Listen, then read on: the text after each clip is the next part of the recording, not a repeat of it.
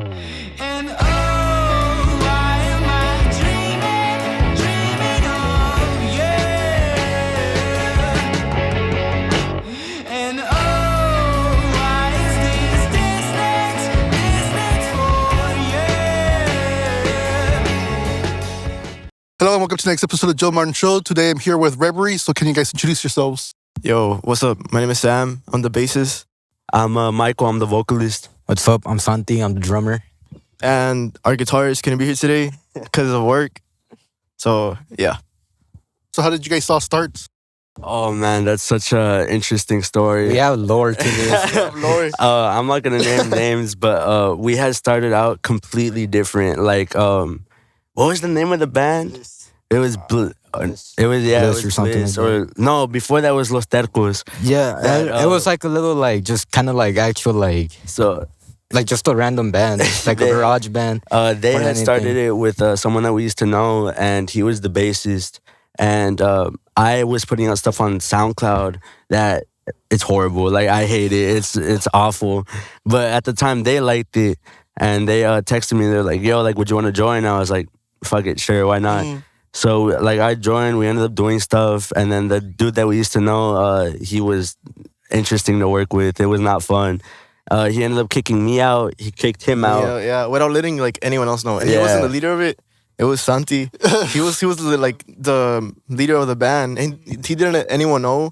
But I don't know where Michael was like, "Yo, I feel like he's gonna kick you out," and I was like, "Well, why? I don't know why." And literally the next day, He kicked him out. He kicked me out. And I was like, "Okay." And then right after he kicked me out, I started the Reverie. What was the first name? Like, it was some shitty It name. was like it was Sanitaria or something. Nah, but like originally, this was gonna be my like side project. Like, I wasn't planning on staying full time or anything. Yeah. And then we had a different guitarist that he's actually gonna play with us March 16th. He's gonna do a cover with us.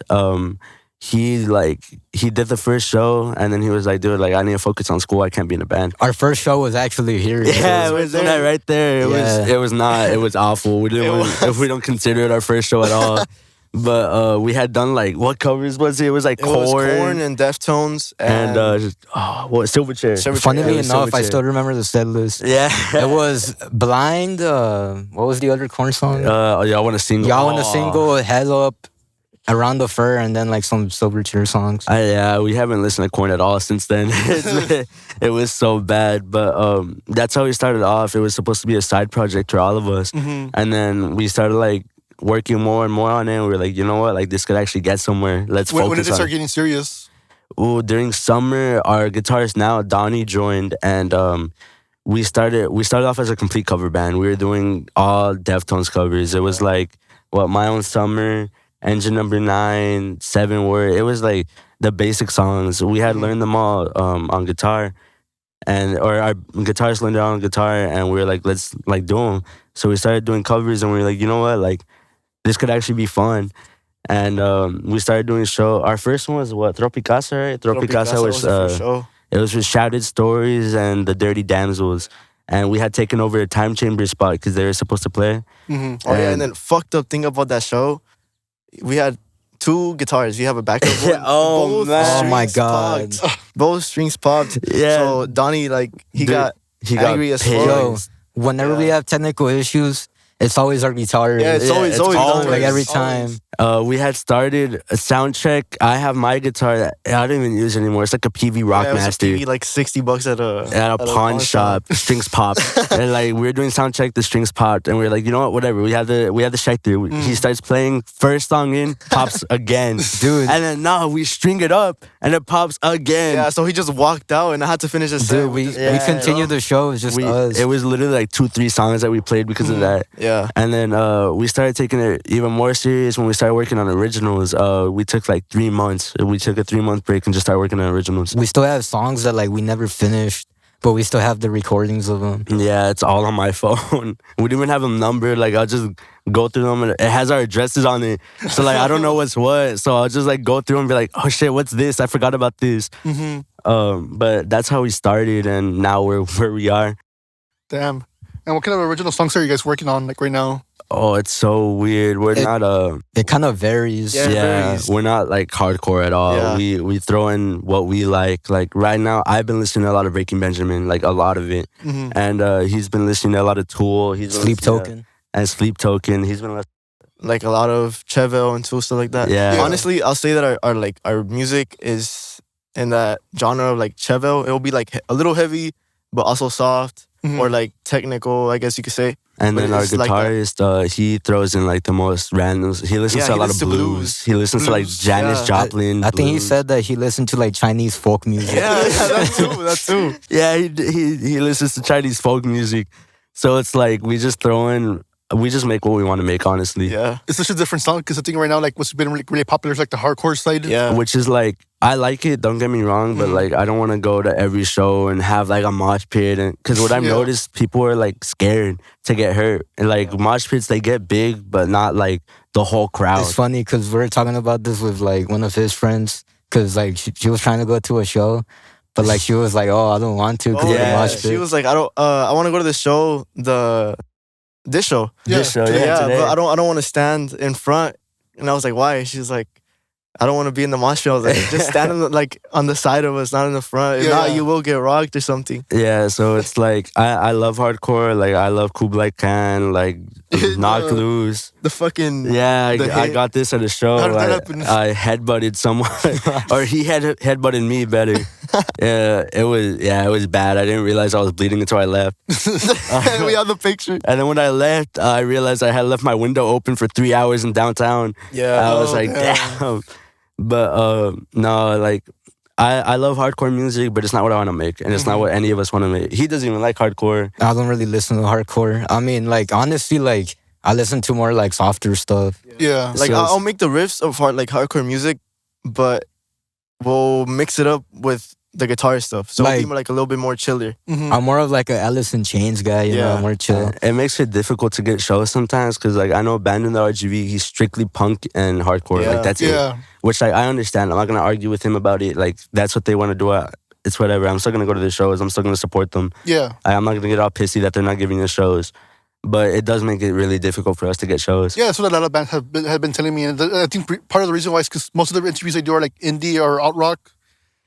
I did some of the hardcore bands, and I mean, you could tell like who's getting the shows because again, the hardcore scene's a little bit more popular right now. Yeah. And that's what I find kind of strange because like I think in the other areas of Texas, it's the other way around where the indie side or the alt rock side's more popular than the hardcore. Yeah, like San Antonio is like both, like indie and also like the heavy stuff. Yeah. Everyone is just mixing. Yeah. Like it's cool like that. We've been planning on going to San Antonio. to do a Yeah, show like there. during summer, we're probably gonna go up a week Yeah. or two. Yeah, no, go for it. We're trying to hit 500 before we do that. Yeah. Right now, we're what 330, something like 330 that. something, yeah. Like yeah. Yeah, like we're around like 330, which like it took us forever to hit that. But honestly, yeah, we're just trying to make what we want to make. If it's not hardcore, whatever. If it is, whatever. Like it does make it really difficult to get shows, but we get shows anyway. Yeah, yeah. Yeah. Honestly, like even last like session we were writing, we came up with some like weird ass experimental shit. Yeah. that, like It sounded a lot like Sugarcoat by Breaking Benjamin. no, I'm not talking about that. I'm talking about the other like soft song. The instrumental Yeah. one. Yeah, that one was weird. We also had a song that like it sounded like a lot like Tool. Yeah. And like we kept working on it and we couldn't like get it right. We So we were switched like it up fuck entirely. it. Let's just do something And else. that's how our songs go a lot of the time. Like our favorite one is Lyso. It was the second ever one that we wrote. And what was the original riff that we were working I on? don't know, but like we were working on something completely different and And our then- guitarist just randomly started playing. Because we started getting pissed off because we didn't know where to go with We it. were trying to make something heavy, I remember. Yeah, we were Yeah. trying to make something heavy, and then we were getting pissed off because we didn't know where to go with it. Mhm. And then when our guitarist gets pissed off, he just starts playing riffs, like just random riffs. And he played the one that for Lyso, and we were like, "Holy shit, that's really good!" Like, keep honestly, that. it's kind of like a perk where like me personally, I like try to mess with him just so Yeah. he could get pissed Just off. get pissed off, just give a riff. Yeah, yeah.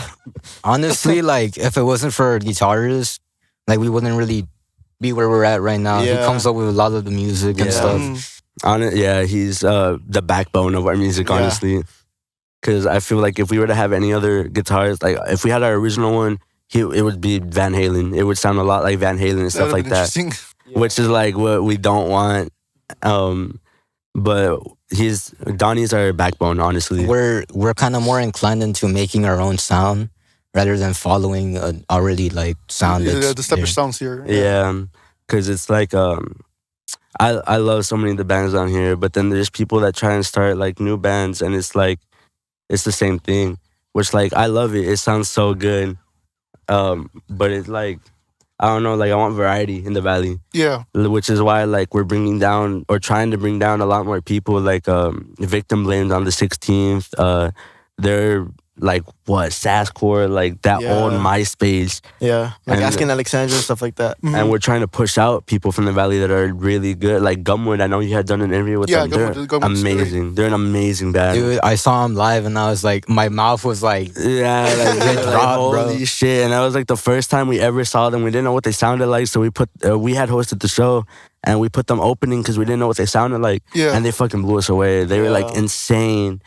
So we're trying to push them out a lot more. And then Necrotic. Those guys are doing a lot of work. Yeah, Like, it's fucking- surprising they're because real they're cool. really young, but they're doing so much work bringing down different bands, and I'm like, yeah, dude. And it's they're impressive. we've been helping them out too with venues and all that. Like this Victim Blend one, I'm paying for a majority of it, and while they get all the bands, like the only band that I got was it Shattered Stories, Gumwood, and Reverie, and and Victim Blame. Those are the only 3 bands that I got. The rest Yeah. of them was all him. nah, dude, I respect those dudes a lot because their drummer's in 8th grade and he's like insane. Insane, like he's Like, nuts. yeah. He has the weirdest that kick setup. I drum wish I was crazy. on that level of playing, dude. He has the weirdest crazy. setup too. Like I remember when we saw, it, we were like, "Wow, his drum's so low," and because we played with them, Viva Vintage. Yeah, and Yeah. then we noticed that he puts like a 25 dumbbell. Yeah, the drum weight. So we were like, what? And And, he then was- we saw him play. We're like, God damn. It's because Yeah. it makes sense because if you're doing those kicks, like those crazy kicks, Yeah. sometimes your bass drum will like fucking slide and Yeah. shit. Yeah. And then we played with them that show, and they were smaller than us. They yeah, they had were like smaller than us at that time. 200, 150, something like that. Yeah. And they blew up. Like right Yeah. now, they're at like 800. something. Yeah, They went viral on TikTok. Yeah. Yeah, they They went have like viral on TikTok. 1.4 million views on that video. And funny enough, Facebook too. They just started. Yeah. Nah, dude, and like I remember when we were gonna play with them at that show, they messaged us Yeah, they texted us. like, "Oh, we can't wait to play with y'all." Mhm. I was like, "Yo, that's kind of cool to see." Yeah. Like the band supporting each other and stuff. And then honestly, like we haven't gotten used to like the fact that people know us now. Like, Oh, for reals? cause it's so weird. Like, At school, sometimes we Oh, get like no. recognized. It's like the noticing weirdest this thing. happen. It's the weirdest thing in school. Like most of the like conjunto players, stuff like that, were like know us. they and know that's like us, crazy. and it's like that's unexpected because I don't know. I just don't picture. Dude, people half the from our football school. team follows us. Yeah, Like, yeah. It makes it's no like, sense. what the fuck? And then, like, we'll go to shows and we'll see people from our school and we're just like, what the hell? Yeah. Dude, Or the, like- the fact that you're like actually bringing out people to shows, I mean, that's Yeah. badass. Yeah. And like recently we've been noticing like there's people that we see pulling up just for us. And like we don't know them at all. Like they just pull up for us and that's like, so weird. Dude, Like, some weird shit happened at our last show. I'm not even gonna tell them. which one? The bracelets? No, like what that was a cool experience. Oh man, we played what was it, Sunday? We played on Sunday it at was 707 for like some Pokemon event. And it was so like weird to see because I had gone with no energy. Like I was sick. I was so badly sick. So I had gone like, let's just get this over with. And we start with, what was it, engine number 9? Engine, Yeah. Yeah, it was like engine number 9 and a fucking mosh pit starts. And we're just like, what We're the like, fuck? We weren't expecting We that. look at like me and him looked at each other and just started laughing. We were just like, what Yeah. the fuck? I feel like since we're kind of used to playing those songs, it's like, oh, it's whatever. Yeah, and then like we don't see it from the point of view of other people. And then like by the time like I felt weird, like I was looking down. The whole time I was looking down because every song that ended it was dead quiet. I was like, oh, like we're fucking up. We're fucking up so bad. And then I looked up like what second to last song, everyone was right in front of me. Yeah, everyone just right in front of us. Dude, and that's because it wasn't a ton of people at the event. It was like what 50 people 50 maybe, people, 30. and every single one of them was just right in front of us. Our last song, it's a way slower song, and I saw like people vibing with that, and I was like, Yeah, yo, we that's weren't that's cool. expecting that. Like we even told the cover, like, hey, this might be the mood down, but we're sorry, and they jammed out to it. Dude, it was so like they were like people were grabbing my pant leg. And I was just like, what the fuck? Like, what is going on? Oh, there was a dude, bro. Oh, at the he was telling him to like meet you in the green room. yeah, at the end, there was a dude that was right in front of me. He was like, "I fucking love you guys, man." I was like, like, thank you. We're in a gay relationship now." And he was like, "Meet me in the back." I was like, "All right." Like, it's so weird to see that people were like going just for us, because we honestly, like, to us, we're okay. Like, the way we see ourselves, we're okay. And it's so weird to think that other people are like, "Oh, you guys are fucking amazing. Like, we love you guys." Because to us, it's like there's so much to work on. Like, we actually just talked about it. Like, I suck. Like, I just started learning vocals. I'm not very good at it. Like, and I'm okay with it, because it's like I'm okay enough to be able to do the shows. Yeah. Like, at least that. At least for me, like I'm not the best technical drummer. I kind of suck at doing fills and like coming up with those fills and stuff. But like I just kind of play for the song. I don't really try and overdo it. Yeah, Yeah. like that's how a lot of us see ourselves. It's like we're okay at best. So it's like seeing other people being like, "Oh, you guys sound fucking amazing." Like, that's insane. Because I was just talking to Aiden about it. I was like, "Dude, like I feel like I might be better on rhythm guitar and getting another vocalist." And he was like, "Dude, like the way you sound is what puts the band together. Like the fact that you sound the way that you sound makes you stand out from other people." I was like, "Yeah, but obviously I'm still gonna go work on the way I sound, because I just learned how to sing. Like, screaming, I learned how to scream like 2 years ago probably, and I'm still learning it. Singing, it's been like what, 4 months? Yeah, 4 It has months. not been very long, so it's like I still have a lot to learn. Dude, we haven't even been a band for like a year. We're about to hit a year. Yeah, and then it's funny because he's only been playing bass for what? Since March, you left. Yeah. Well, actually, when the When- band first started, That's when he learned. Yeah, when the Oh, band shit. first started, he told me, he's like, "Hey, you want to join?" I'm like, "Sure." And who's gonna be a Like, I guitarist? didn't know any instruments. Mhm. I wanted to start learning drums, but then Santi was the drummer, and I was like, "Okay, I'm gonna learn I want to learn guitar. guitar." So, I got a friend's guitar, tried it out. I like, never mind. I tried a bass, and I was like, "Yeah, Yeah, I'm so gonna stick to there's- bass."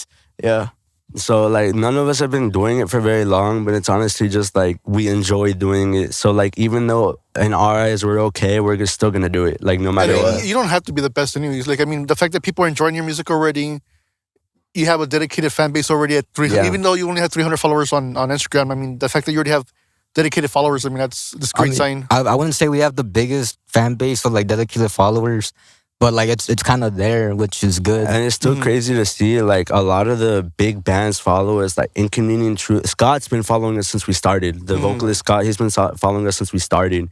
Mankind has been following us. The members also have been following us. Dumac, like all the big bands that have been around for a while have been following us. Yeah. So it's like really weird to see that. And then we were just talking about it before you got here. Actually, the last of the big three promoters just followed us.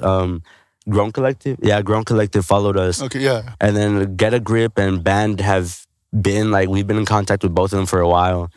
So it's like, it's so weird to see that like all these big bands and the members especially have been following us. It's because I think that what's been going on is that scene has been like very like organized and like very Yeah. supportive of each other. Yeah, so And it's so like whenever it's like someone becomes part of that thing, like they all want to join in and help you out and grow. and it's really nice to see like this one today is our first like big show to a proper audience, because we've been playing bar shows for months. Like it's Dude, dope. I'm sorry. Like it's all over again. It's the White Rhino, Hop Shop. Like it's all the same thing, which like it's fun. How are those gigs compared to like venue shows? Oh man. Oh man, like the sound is really nice and the crowd like they enjoy it, but it's like they're old, like they're 40, 50, like yeah. they're Like not they really, mostly want just covers. yeah, and they don't really like move Like around. the last show we did at the Hop Shop, we did the covers, which is like the first 3 songs we did. and they're excited. Everyone like came to the front and they liked it. But then once we started playing our original stuff, they They were like, left. "Nah." It was like, Oh. Yeah. like it's fun because it's like we get food from bootleg and all that, but it's Yeah. like we're playing the completely wrong crowd. Yeah. Like these people, like not only do they only want covers, they're also like Metallica kind of guys. Yeah. Like thrash metal. Yeah, Yeah. like Thrash thrash. metal So bands. it's like Have Wrath would do amazing over there. Like Yeah. they're even their originals, like they're a really good thrash band. But it's like with us, it doesn't resonate with them at all. Bro, what's going on? I've been seeing like Yeah, no, I keep Yeah, no, like go around. that's already like the 4th one that's pulled up. There's another one going over there right now too. Bro, was that smoke we saw earlier a fire? Probably was. It probably was, whatever. Nah, bro. It was Donnie. It was Donnie. No, but it's like it's really nice to like I was surprised honestly with the show that we got today, Scott had reached out to us and offered it to us. I never would have thought that like he would have offered it to us. Yeah, it's surprising. No, yeah, like it's surprising because it's like one of the bigger bands from this scene, and Yeah. like them reaching out to us is like, yo, that's weird. Like, dude, like they were on Mohawk Bob kind of thing. Like, yeah, that's, dude. like that's insane. And then it's like the other ones that are bigger for us who like we're hosting them. So it's like that's like it reaches back around to it's kind of difficult to get good shows as like a non-hardcore band. Like we have the March 9th with Necrotic. Dumock, Necrotic, Havrath, like Berserk. No, Berserk's not on it anymore. Mankind, I think, right? No, Was it it's not Mankind. Mankind's the 16th. Oh yeah. It was it's like a bunch of hardcore bands that like they bring in crowds. Oh yeah. So it's like it's crazy that we're able to play with those guys and they know us and they've been following us for a while. Like Levi from Dumock, he's been following us for a while. Which like honestly, like for me, I don't really care how big the crowd is as long as they're kind of actually into it. Yeah, Yeah. like, that's what we want. As And long it's as you're not like- jamming out, that's Yeah. it. That's all you want. And like we've all talked about it. We don't really like we don't make mosh pit music at all, and we don't really want people to mosh it. To me, like the example I always use is like old Deftones, like '90s Deftones, where people weren't really moshing, but they were like climbing over each other, like Yeah. screaming the lyrics, like jumping, like that kind of thing. That way, it's like people aren't really afraid of getting hurt because you're not gonna get hurt, Yeah. and it's like more people are included in it. Like for me, the type of music I've always wanted to do, which is like what we kind of lean towards too a bit, is more like vibey music, like more experimental stuff. I think it's great that you guys are like increasing the variety of music because I think our music seems very young compared to like other like scenes like whether it be San Antonio, Austin, Dallas. Yeah. So the fact that we're like finally getting like more types of different music, I mean, it's a great sign. It's becoming a little bit more mature as a scene. And then we're trying to like bring down bands that are big, like they're big bands that are completely different genres. Like Party Hats, we reached out to them for the 16th, but they couldn't. But they're gonna come down during the summer. So Party Hats, Bullets Between Tongues is also gonna come down during the summer. What is Party Hats like? What kind of genre do they do? Both bands are like scrams bands, which is like I know there's a scene here for that. Like I know a lot of people listen to scrams, but we don't have bands. We have like one. We have one scrams bands, which is like definitely not enough. And like I had reached out to Versus Self a while ago, like a couple months ago. They actually replied. Yeah, which is I wasn't crazy. surprising. That surprised me, and they're like completely down to come down to McAllen. But obviously that one's a little more difficult because they tour and like they're a way bigger band. And then one that we had the band that completely changed their sound was Glare. Actually, man. it was Yeah, Glare. the first time we saw Glare live. Dude, we were front row at the convention center in McAllen. I was like, yo, what the fuck And is We were this? floating. We were we hypnotized. had all gotten in for free. We heard 'cause, Void and Blue for the first time live. And we're like, oh. Dude. that song was like nuts. We had all gotten in for free because I was working catering that event. I was working catering, so like I brought them with the vendor passes and like 30 minutes before we had gone to the very front. We are like, let's see what they sound like, because they have never heard them. I was like watching them way back when they were playing at the Gremlin like all the time. Yeah. So I already know how good they were gonna be, and then with that sound system, man, they sounded insane. Especially with the background TV, like their name and stuff. It looks sick. We actually talked to some of the members. Yeah, we like, had after the backstage. show. We had sat in the back for like 30 minutes, talking to the singer for what's his name? I forgot his name. I forgot his name. I think it's like Rex or something. We had talked to him for like 30 minutes behind the stage, and then we talked to Caesar, the guitarist too, or Izzy. Yeah. We talked to Izzy for a while at his job because we go to Common Space a lot. Like, we used to go to Common Space a lot. And I didn't know he was a barista there. Yeah. So he used to be a barista there. And one time we went in and I was like, well, we were trying to get a show at the Common Space. Yeah, and one of the workers there told us, like, Talk to bassist- Izzy. Yeah, they're like, the bassist works here. So we're like, the bassist? And then we saw him, we're like, that's not the bassist. That's the guitarist. Yeah, that's the guitarist. No, like, cause like we had gone in there and I was like, oh, it's the fucking guitarist. And we're they were like, oh, no, that's it's not not. him, bro. And then me, like a dumbass dude, I walked up to him. I was like, "Hey, do you know if like Izzy works here? We're trying to get a show." And he's like, "Dude, that's me." Yeah. And so we talked to him for like 30 minutes about like what kind of music we want to make, like Yeah. the sound that we're leaning towards, what shows, and he told us like he just gave us a bunch of advice, and then we talked to him on band too, like abandon the RGV.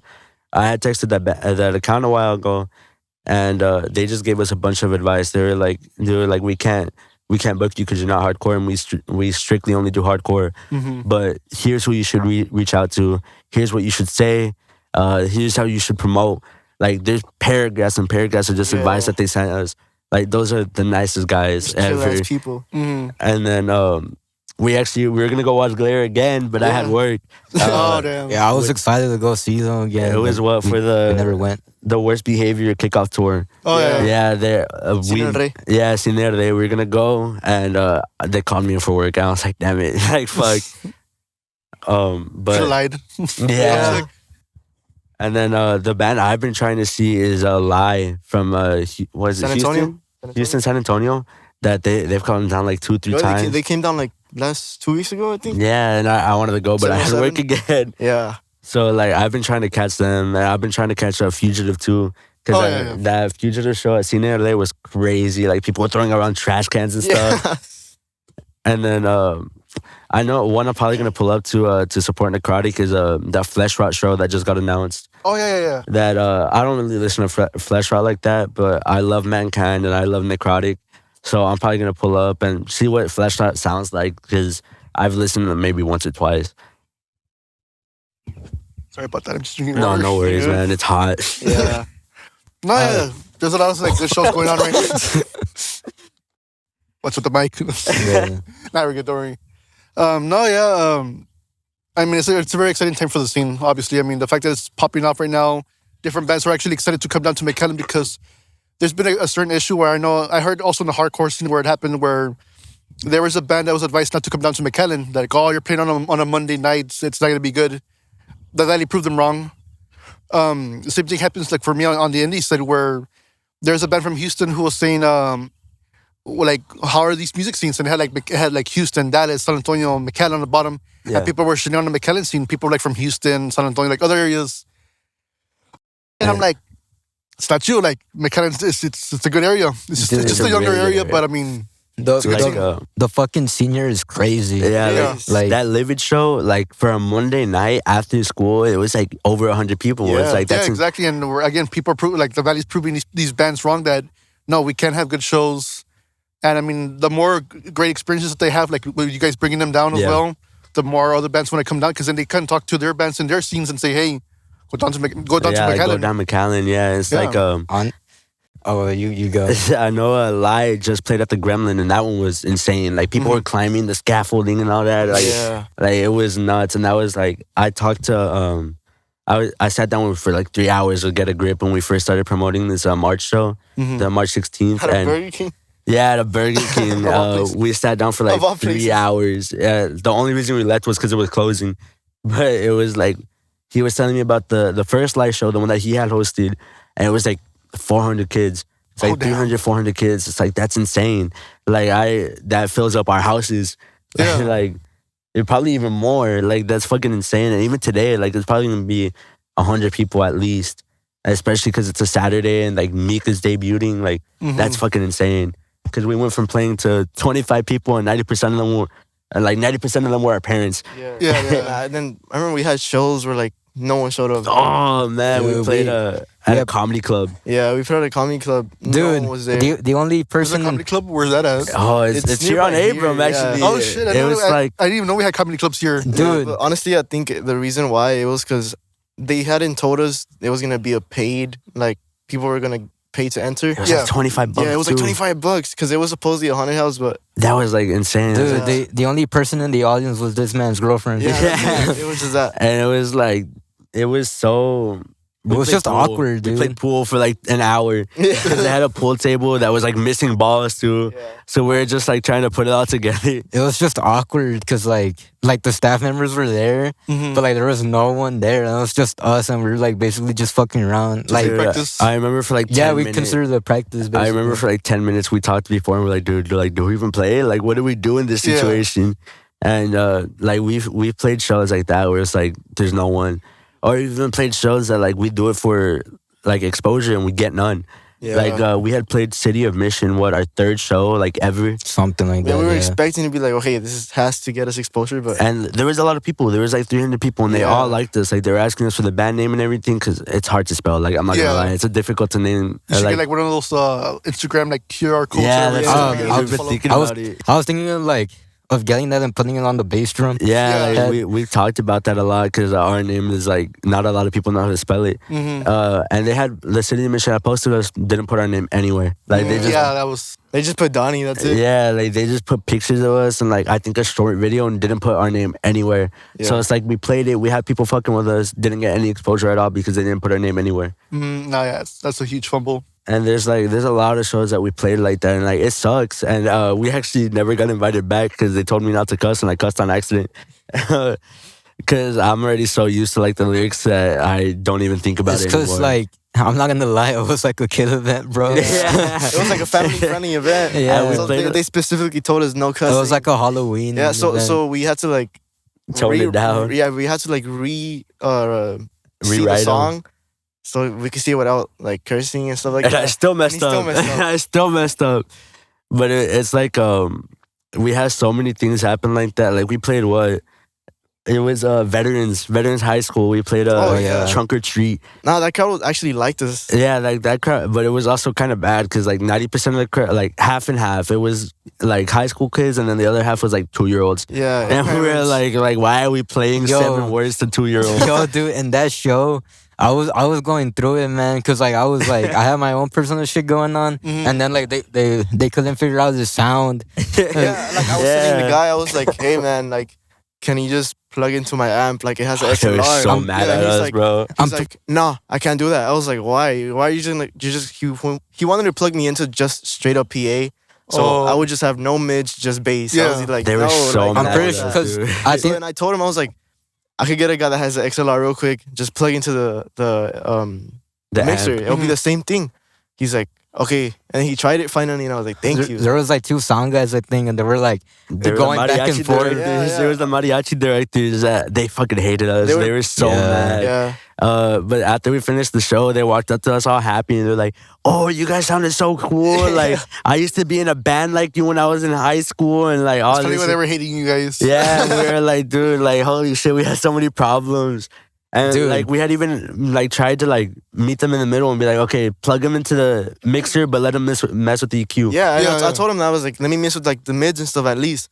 And he was like, no. no, I don't want you to mess it up. I was like, you could just reset it. Like it's that Yeah. easy. I was like, all right, you know what? Dude, since we're getting into the topic of like technical difficulties, Oh, dude, we fucking played 2 shows where a guitarist amp was just like going in and out. Oh, yeah. and like we thought it was like The pedal. the pedal. Yeah, it was, dude, the whole time it boss. was the fucking cable. It was the cable. It was a wire. It was a plug-in. And it was the first thing I told him too. I was Yeah, like, he's dude, like, nah, it's not that. I was like, use my cable. Like, I promise you it's gonna work. And he's like, no, like it's not the cable, dude. It's my pedal. I'm like, dude, it's not. Like, just use the cable. And then we switched it, and sure enough, it worked. yeah. So for one of those shows, out of those 2, we had one of our homies like with the cable on Fucking the amp, Frankie, bro. like holding it down for like 2 songs. Oh, no. yeah. It was like that was so bad, but thank God we fixed it finally. Yo, Yeah. dude, I'm kind of sad Frankie can't pull up to the show. Oh man! And then for so many shows for months, we were using a shitty practice like Raven amp. Oh my That god, It was like it's my amp, we found it in the back It's of like- the shed. It's like Like that's mean, how 7 years old, I think. dude. Yeah. Dude, that is not 7 years old. My dad has had it since he was a teenager. Yeah, like, it was- because like my guitarist, my dad was a guitarist, and he was also in a band back in his younger years. So like most of our equipment is like old ass like equipment from back then. Like it's Yeah, decent. It was like that but- back then. And Yeah. it's like we've been trying to record, and we bought $150 drum mics. Like they're not good, but we bought them, and we haven't realized- even tested them, Yeah, dude. we just The put fuck? we the realized wires. that we don't have the wires or the Yeah. Yeah. stands. Oh, no. So they've just yeah. been sitting in his room for like I have months. them up in my briefcase. closet, just like Yeah. Gathering dust. there. But yeah, for months we played on a shitty like practice Raven amp. Like, Dude, nah.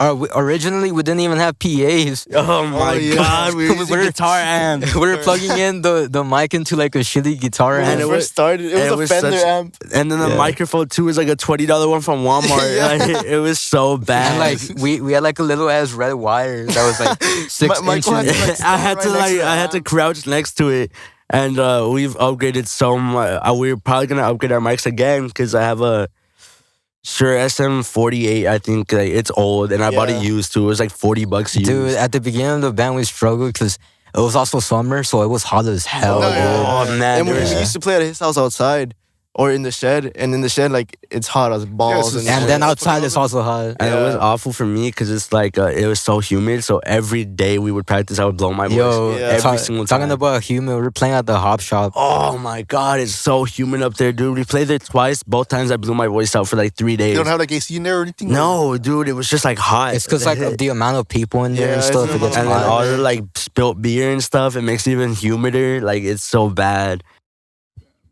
And also, it's all the way in Harlingen. It's like an Yeah. hour away, dude. dude. Yeah, that's what I was thinking. I'm like, damn, like the fact that you're driving to Arlington's. Yeah, last time we played at the hop shop, I dropped them all off. Like we all go in my car. Last time I got. Oh, you should tell them about the convention center. Oh my god. Oh, dude. So last time I got home at 6 in the morning. Yeah. But we took off late because it started pouring outside. Like it was Yeah. bad. So we took off late. I went with him and our guitarist when we were Santi. Yeah. So we were like, okay. Oh, and Frankie too. Yeah, and Frankie too. So we're like, okay, we totally forgot we had his drum set in our car. And we had all agreed to meet at Denny's. yeah, 'cause- so we were like, okay, let's go wait for him at the convention center. So we went to the convention center. We went to the like little pond area. Yeah, yeah. There was a whole truck SUV like in the water. We were like, and what then the like fuck? 2 days later. Oh yeah, I heard it on the news. Yeah, we had gone in when it happened, and we're like laughing at it. We thought it was a duck. Yeah, We're like, we thought it oh, was like a duck, dumbass like some- duck, Bro, like what the stupid fuck? duck. Nah, dude, because it's funny as fuck because I was chilling with my brother after the show. Like, we were just in the backyard, and I was like, yo, I forgot these dudes have my drum, so let me call them. Dude, and then he was like, dude, there's a fucking truck in the pond, bro. dude, he called me. He was like, dude, where the fuck are you guys? I was like, oh, like we're at the convention center. There's a car in the water, and he's like, what are you talking about? And he's like, you're lying. I'm like, no, I'm not. And I sent him a picture, and he was like, what the fuck?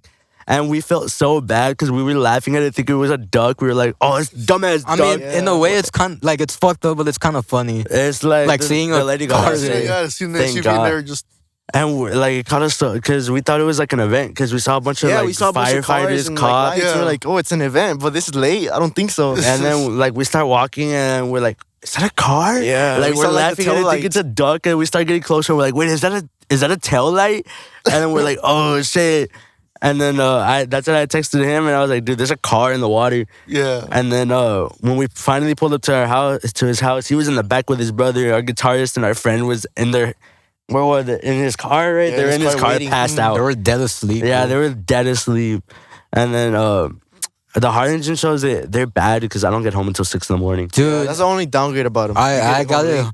I got in home at like 4 a.m. and my parents were fucking pissed. Yeah, I remember we were at Denny's eating, and his mom texted him like, "Where the fuck are you?" No, dude, it's cause like we were having a conversation with an employee.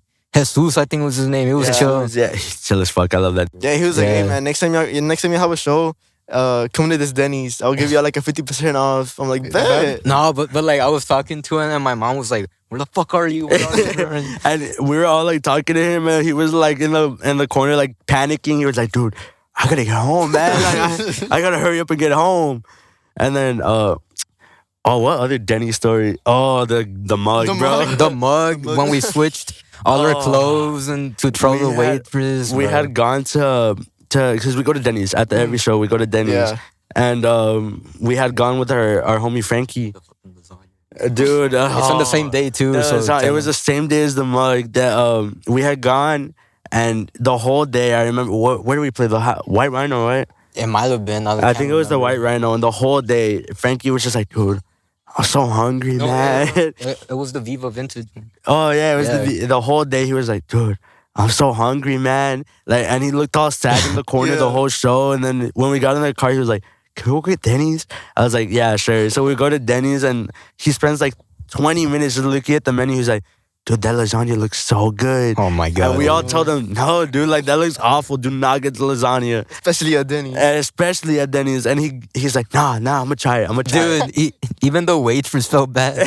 He got it, and he hated it. It was watery. It was so Watery. bad. Oh. It looked so awful, Dude, like he was genuinely pissed off. Like, Yeah. like for like a whole like 30 minutes, like we were all, because what happened with the mug was we were getting our guitarist to agree to, what was the March 16th? To Yeah, one show- day? sometimes you're like, we'll tell him, and he'll say like, yeah, I'm sure And he'll I'll do forget, it. he'll And he'll forget. forget. So we're like, And then he okay, gets let's mad record about it. it. So we started recording it, and we still have the video. It's Yeah. it's on one of our close friends' stories where I was like, Donnie, do you agree to like do this show on March 16th? And we flipped the camera over, and all you Yeah. hear is the mug fall to the ground.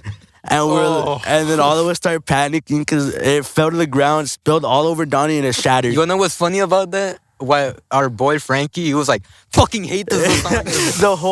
the whole time we were trying to figure out what to do about the broken mug, he was just in the corner like, dude, this lasagna is so fucking bad. Like, why did I order this? Like, he was just talking about the lasagna, and we're like, dude, there's bigger things to worry about right now. No, like he genuinely slammed his hand onto the Like, table. he was Yeah, he was like, mad. Everyone started looking at us after he did that. He was mad. He's- Also, another story.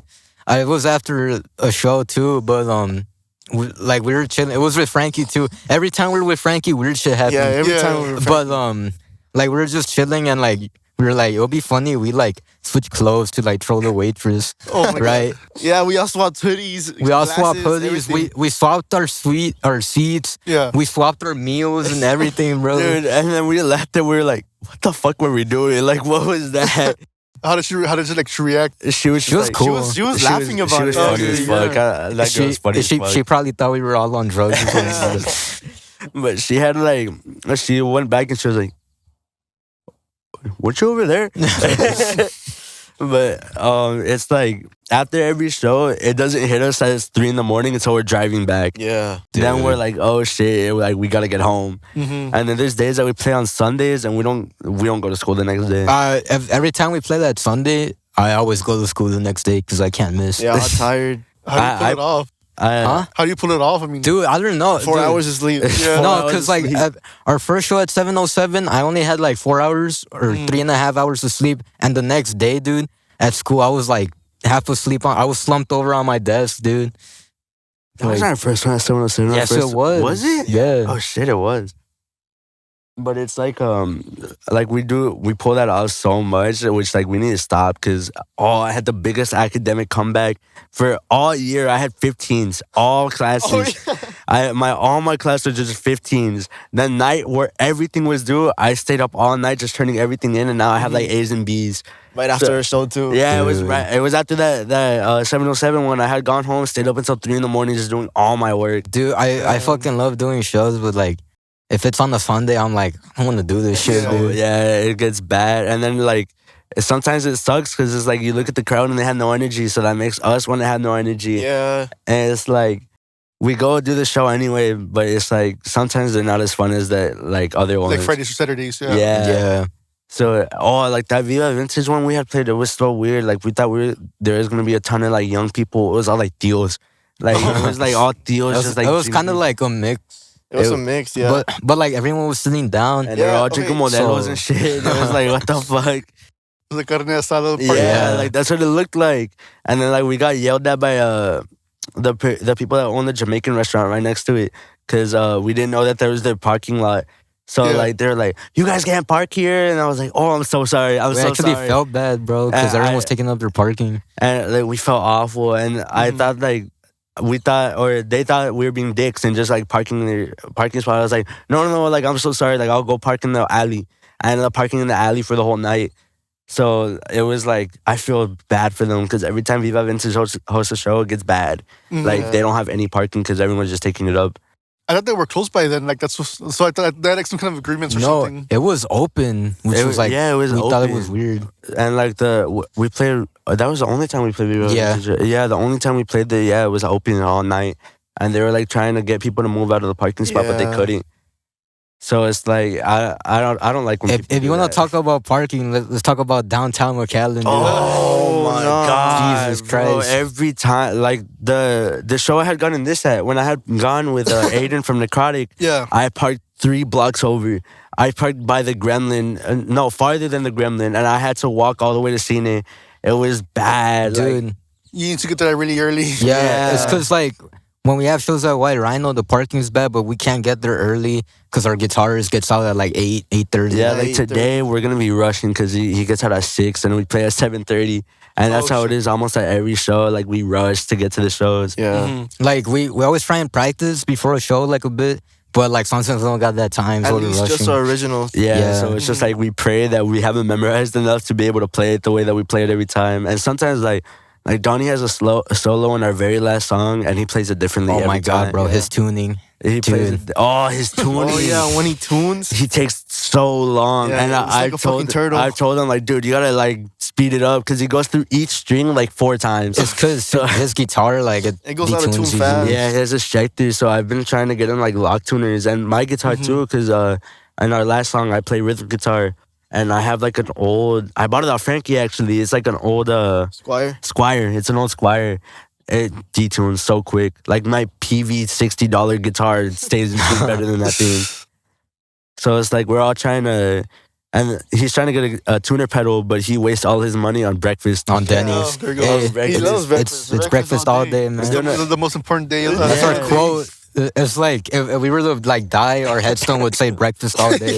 And it's funny because like there's days that I know his paycheck just hit the day before, and I'll text him like, yo, you want to go grab food? And he's like, dude, I have like $5. Yeah. I'm like, how? Like you just got paid. He's like, I don't know, man. You gotta do what you gotta do. Dude, he's a fucking anomaly, dude. Like we don't know what he does after. We call him a skinwalk. Dude, there's times like there's been so many times that like I call him and he's like, yo, what's up, dude? I was just staring at my wall. Like what? and like he like genuinely stares at his wall, dude. Yeah, like he's being dead ass. yeah. And then like even she said it like we sit with him at lunch and he'll just like stare at the floor.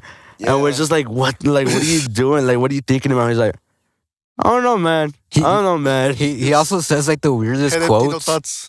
Yeah, like exactly. He has like no thoughts, and it's so fun. Like I'm convinced that he's just fake. Like We're when we convinced he's a robot, dude. every time I see him at school, like he's just like not in class. I've never seen him in class a day in my Dude, life. he didn't even go to school for a whole month after December break. Yeah. Yeah, after our break, he didn't go to school for so long, and then He would go for like first period and then leave. yeah, and me and him would go together. We would leave during like a lunch to go grab diner. What was it? Diaz Diner. Diaz Diner. That Dude, was It's good. It's so Dude, good. I would be in class. I would check in the Light 360 and all 3 of them were like at Guitar Center. and Yeah, I was like, it would dude, be y'all at, didn't invite me. That's fucked up.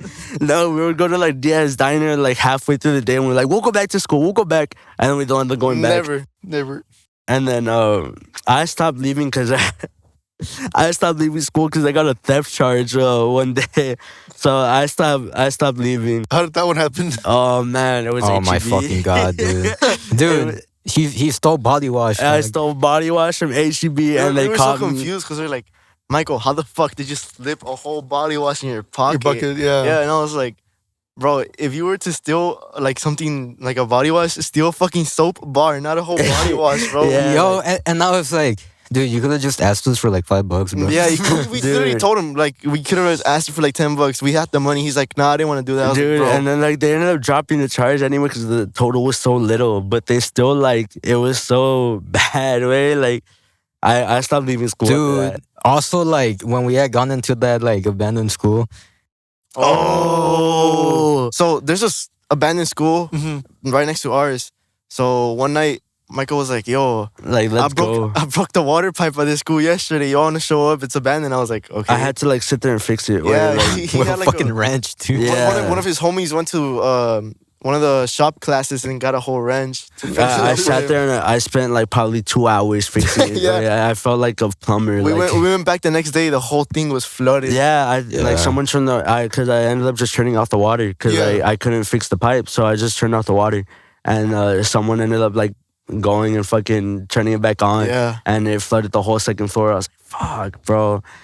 So like that was bad. that was Dude, bad. we have a thing where we're just like going into abandoned places. Yeah, every time before a show that's like in Hard Engine, every time we go to a show like to Hot Shop, we go to the what is it called? The San Juan abandoned- Hotel. San Juan Hotel. Oh yeah. Yeah, we'll chill there for a while, just walk around. Dude, There's like a lot of like historic like abandoned buildings around. Yeah. yeah, there is. What's Like, crazy as San Juan. fuck is that our guitars got scratched by God knows what. Yeah, like and the bloody shirt too. Yeah. There's like we had gone to San Juan, we had gone into the basement, and Oh yeah, there's- that's a bloody shirt. it's still there, and I thought it was like fake blood, and then like we started moving it around, and it was all like caked on, like it was Yeah. black, and we were like, that's not fake blood. Yeah, it's real. So we like threw that shirt into the corner and we left immediately after that. Bro, and then like we were hearing voices the first time we went or something. Yeah. At like Oh, at yeah. a certain hall. It was so like it was trippy. Yeah. It was fun though. Oh, yeah, still, like, there's a lot of like TikToks online where like there's certain like TikTokers here in the valley where they visit a bunch of abandoned buildings and like Yeah. go in there. We've been trying to go to the asylum. oh yeah, Yeah. the what is it, San Juan? I think it's San Juan, but no, I'm pretty sure it's been Oh, like no, tore it's down far. already. yeah, it's far. But I don't know where it's at. I forgot. But it's like boarded up, so it's hard to get in or something like And that. then the one that we've gone to like 2 or 3 times is Pepsi Park here in Mission. oh yeah. actually. But now it's boarded up. Yeah, they boarded up entirely. It was pretty Entirely, cool though You can't get going in at there. all. It's What a stuff was badass. inside? It was like it's a whole park where it, It has was a like park that has a water park. There was baseball fields, like baseball games back in the day. It had everything. Everything. it was the most Yeah. badass like buildings too. Like the main building was like 2 stories. Yeah, Like you could you had a rooftop and everything. it was so nice. It has like a clock tower and Like, shit. and we would just go there and just talk for like hours. Mm-hmm. And then We were planning actually, like we were like, yo, once we bring our first like EP or something, we should make a video. and then they We always fucking joke shut it about that down. every time. And then they shut it down. But man, it's like we try not to get in trouble, but we get in trouble too much. Like the tech deck, man. Oh my god, dude. He stole a tech We don't deck from talk about Walmart. He stole a tech deck from Walmart. Somehow he got caught stealing a fucking tech deck, like, bro. and then he you were gone for like 2 months, right? No, I was gone for like 2 weeks. He was gone for they like were 2 weeks. They were like, yo, right after that day, they were like, yo, practice tomorrow. I was like, Bro, I'm Yeah. proud. Yo, man, like, and then we used to practice at his house in his Yeah. garage, and we almost got him evicted. oh yeah, We had like 2 noise complaints. we had right on the third one. The cop was like, hey, like there's been so many noise complaints here. If we get another if you one, get another one, you could get like evicted. I was like, oh, Okay, Bro. so yeah. And I was Yeah. like, that doesn't make sense though. And then the last time I was just practicing on my own, just that little speaker right there, and I got the cops calling me for the noise complaint. And I was like, bro, it's Dude. literally raining outside. There's no one outside. Why am I getting noise complaints? It's because he lives in like a nice yeah, I neighborhood. live like He in does. a He nice. lives in I a live white in people McAllen. That's yeah, why. yeah. Oh, okay, yeah. so it's like we've dealt with that a lot. Dude, I'm kind of surprised that we haven't got any noise complaints at my place. Honestly, yeah, me too. Because there's days we play until like 11. Yeah, Yeah. like there's been times where we practice here in that little warehouse, and like we'll be full blast.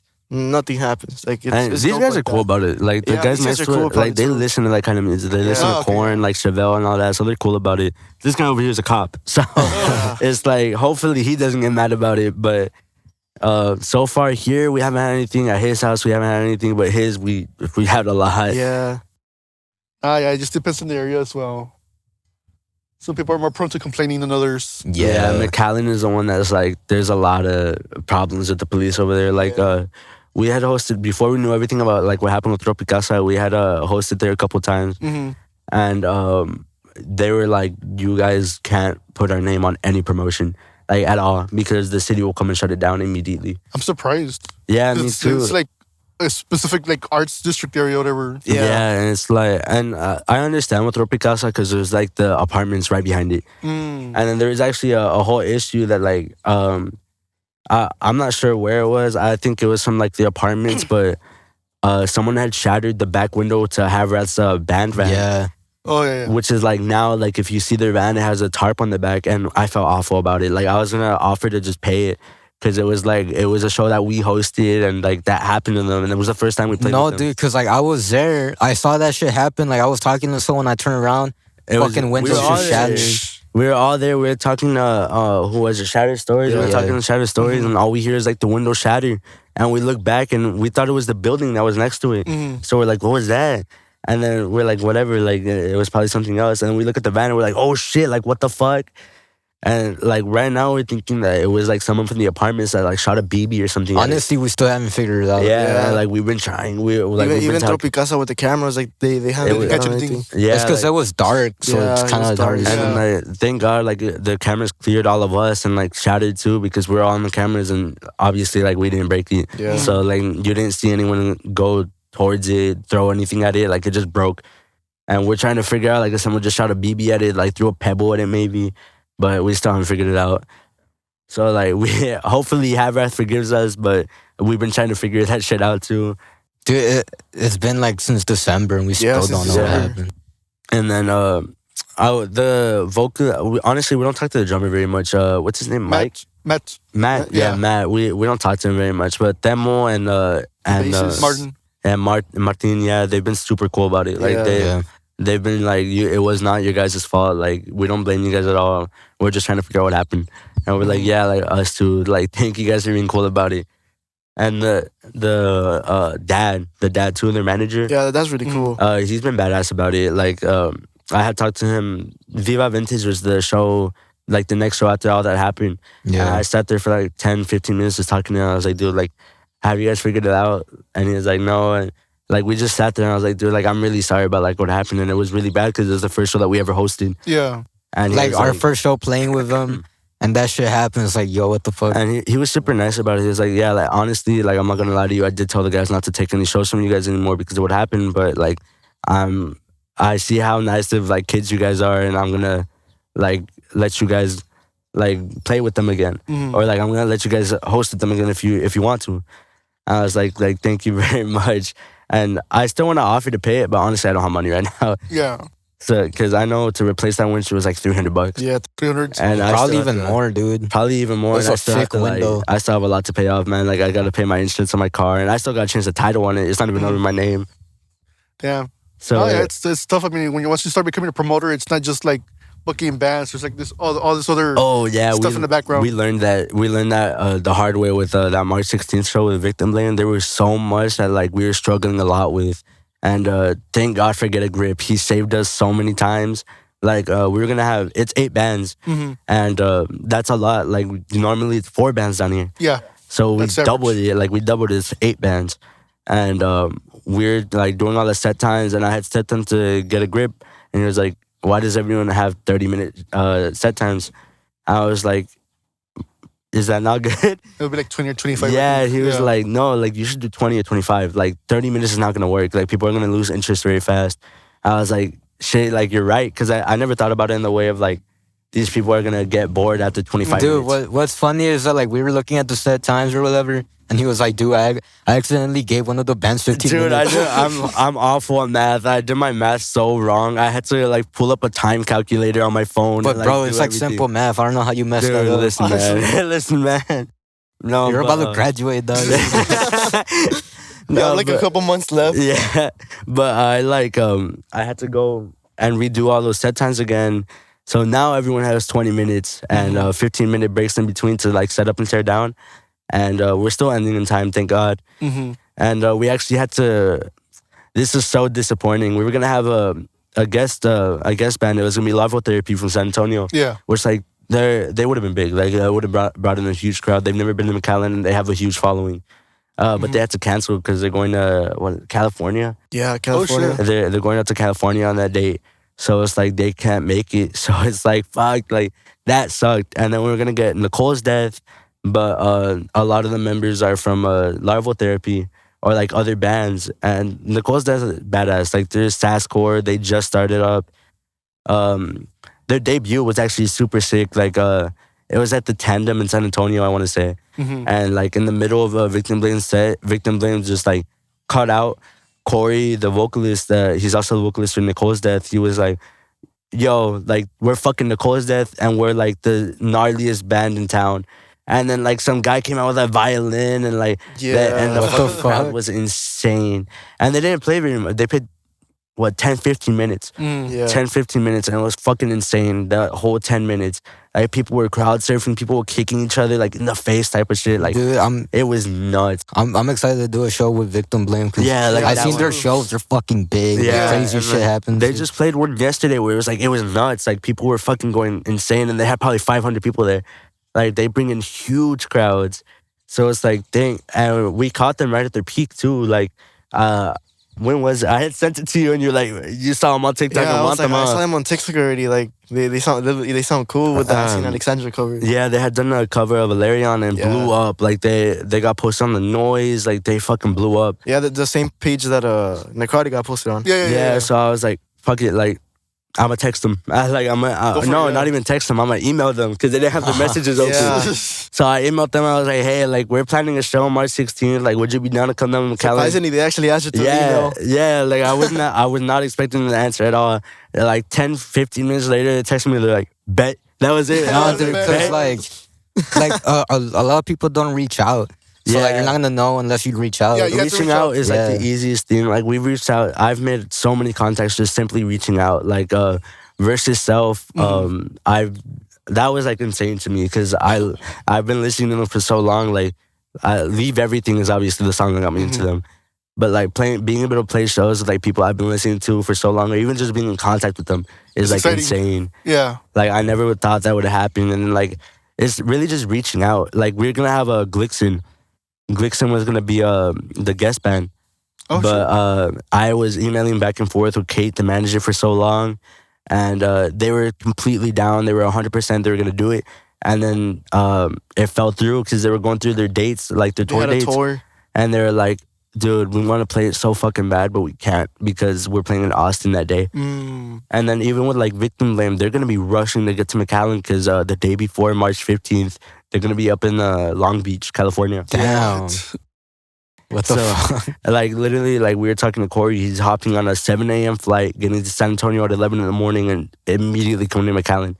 Like they're trying the hardest to make it to McAllen, I 'cause have, I have a lot of respect for bands who actually do that. Like, I mean, that's and like that's crazy. insane. Yeah. And it's like I don't think we could do back to backs, honestly. Like especially especially across states. especially across states. bro, I can't even do back-to-back shows here. Yeah, like it's like back to back is insanely hard to It's do. draining. So like imagine like being in a tour where you're doing like sometimes you're doing back-to-back shows that you're gonna Yeah. have days off, but you're gonna be tired as fuck. Yeah, and then it's like especially with because I don't know like proper vocal technique at all, or like I know it enough to be able to like do shows back to back or like at least finish sets.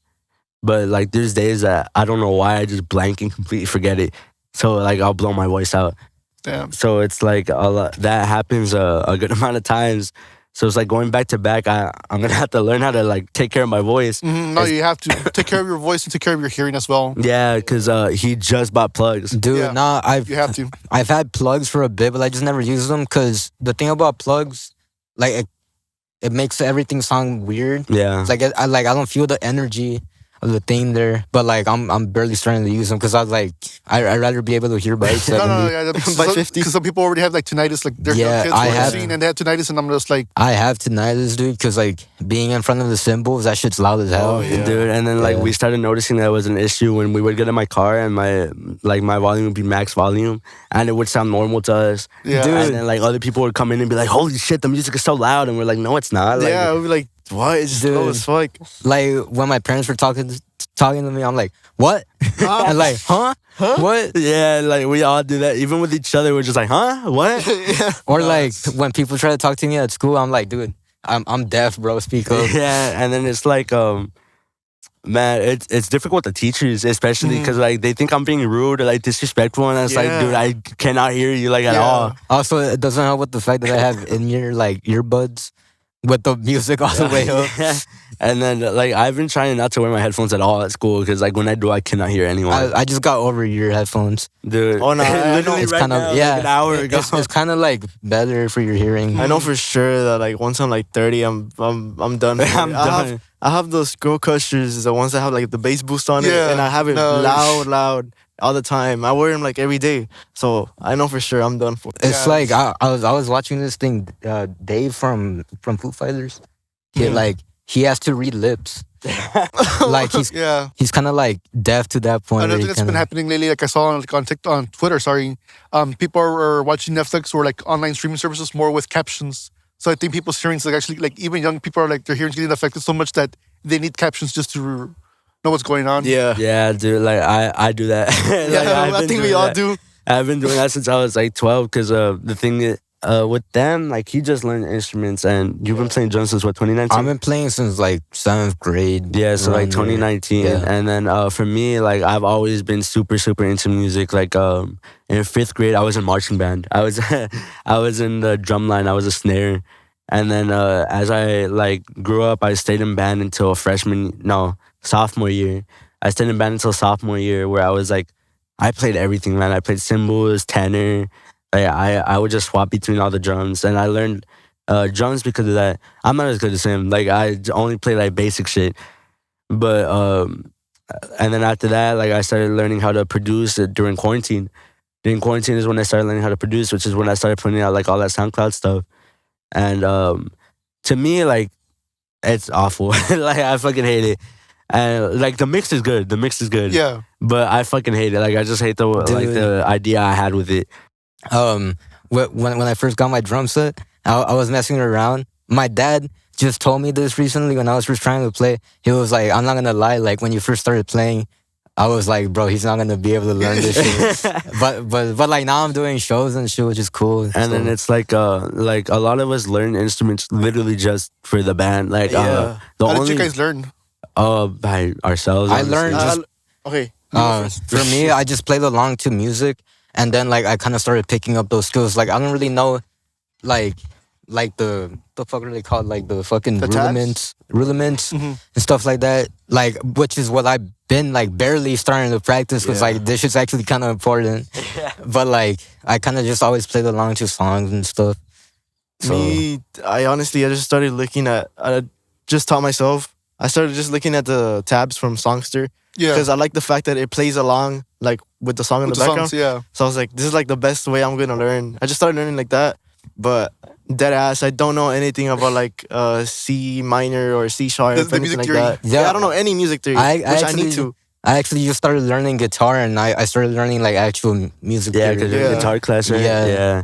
And then for me, it was with drums and like piano and all that. I learned it because of marching band, so it was like I learned all the notes, which I completely forgot. I'm surprised you Like, did so much percussion, like moving around. yeah, like I honestly, I didn't think I was gonna be able to do it when I first started learning, but it honestly is so much easier than it looks. I want to get like a synth. Yeah, Just to, like, we've been fuck talking about getting a around. synth. Yeah, but for me, the drums was like all the notes and stuff from marching band. Like they would give me the paper and I have to sight read. And then it was the same thing with piano because it was the same thing as the bells. It was the same notes, like everything. And then with vocals, I just taught myself. Like, Did you do like those like all valley competitions or no? yeah, actually, I was supposed to go up to. I got suspended right before I was supposed to What go. happened? I don't even remember. What but I- grade was this? I don't know. It about was this. it was when I was still in Irene. Because when I was in Irene, our percussion was the best in the state. Like we had for 10 years. Oh Like shit. we were playing with the high school every weekend. Like we were the best band in Irene in over 10 years. And I was supposed to go to state with them. We were supposed to go to San Antonio. We were Division 1. And I fucking got suspended right before it happened. So I didn't. What did you do? That's what I want Dude, to know. I don't even remember. I don't even remember. He booked the water pipe. Dude, that was probably some stupid shit too, bro. No, honestly, I think it was I turned off the power to the school, bro. What How do the you pull that fuck? off? I saw It's always in the gym. The power outlets are always so in the gym. You It can was just in turn the it off. gym, and I was like, huh. I wonder what happens if I just pull the lever. I wonder what this button does. Like it wasn't even like out of like ill intent. It was just like curiosity. So I just like pulled it, fucking all the power shut off. And I was like, fuck. So I got suspended because the janitor caught me.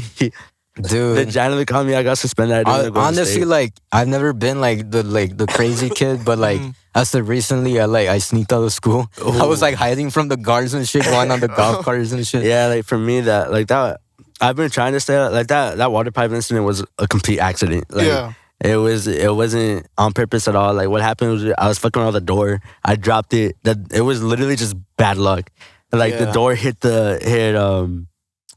what was it, cabinets. The door hit cabinets. The cabinets fell over. Or no, it slid over. It didn't even fall over. It slid over into an oven, and the oven hit the water pipe and broke it. It was literally just like, that's why I sat there for like 2 hours just fixing it, because it's like, if I broke it on purpose, I would just ran. And then like there were some other people and they were like freaking out because like they were also in the building. Yeah. And they were like freaking out that they were gonna get charged or something. They got fucking suspended like dumbasses, because I don't know why they thought it was so smart to like spray paint their own like first names on the wall, and they got their caught because of that.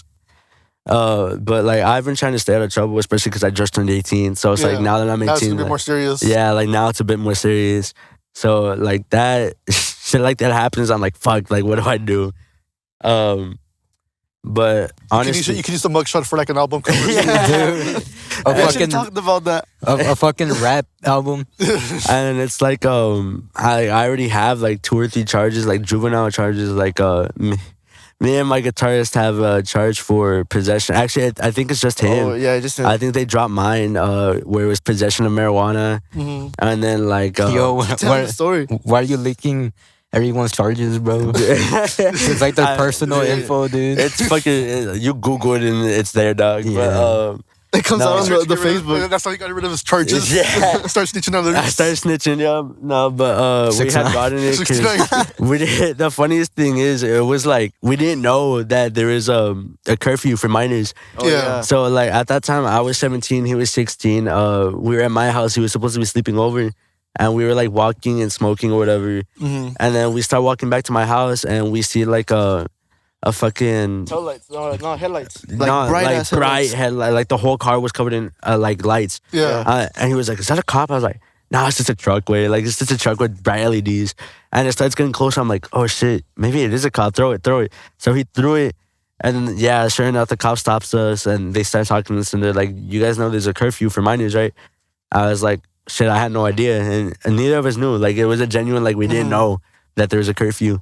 So he was like, "Oh, I'm gonna drive you guys back to your house." Like it didn't start off as anything bad, and then he gets out of his car and he's like, "By any chance, do you have marijuana on you?" And we were like, "No, why?" And he's like, "Really? Because it smells like marijuana." I'm like, "No, no." And our fucking guitarist, man, he like took it. He took it from me. He was like, "Oh, that's me." I was like, "You fucking dumbass!" Like, hey, fuck. And yeah, they searched him. He had it on him. He got charged with what was it? was Possession. marijuana. It was possession. Oh no, they dropped the marijuana charge actually, because Yeah. those cops are so nice. They were super chill about it. They were like, honestly, as long as you guys like quit, like it's whatever. And we're like, yeah, like okay, like we're gonna work on quitting. So they like drove me back to my house. They drove me to the station. They only charged him with possession of what was it? Like tobacco, possession of Dude, tobacco. you wanna know what's funny?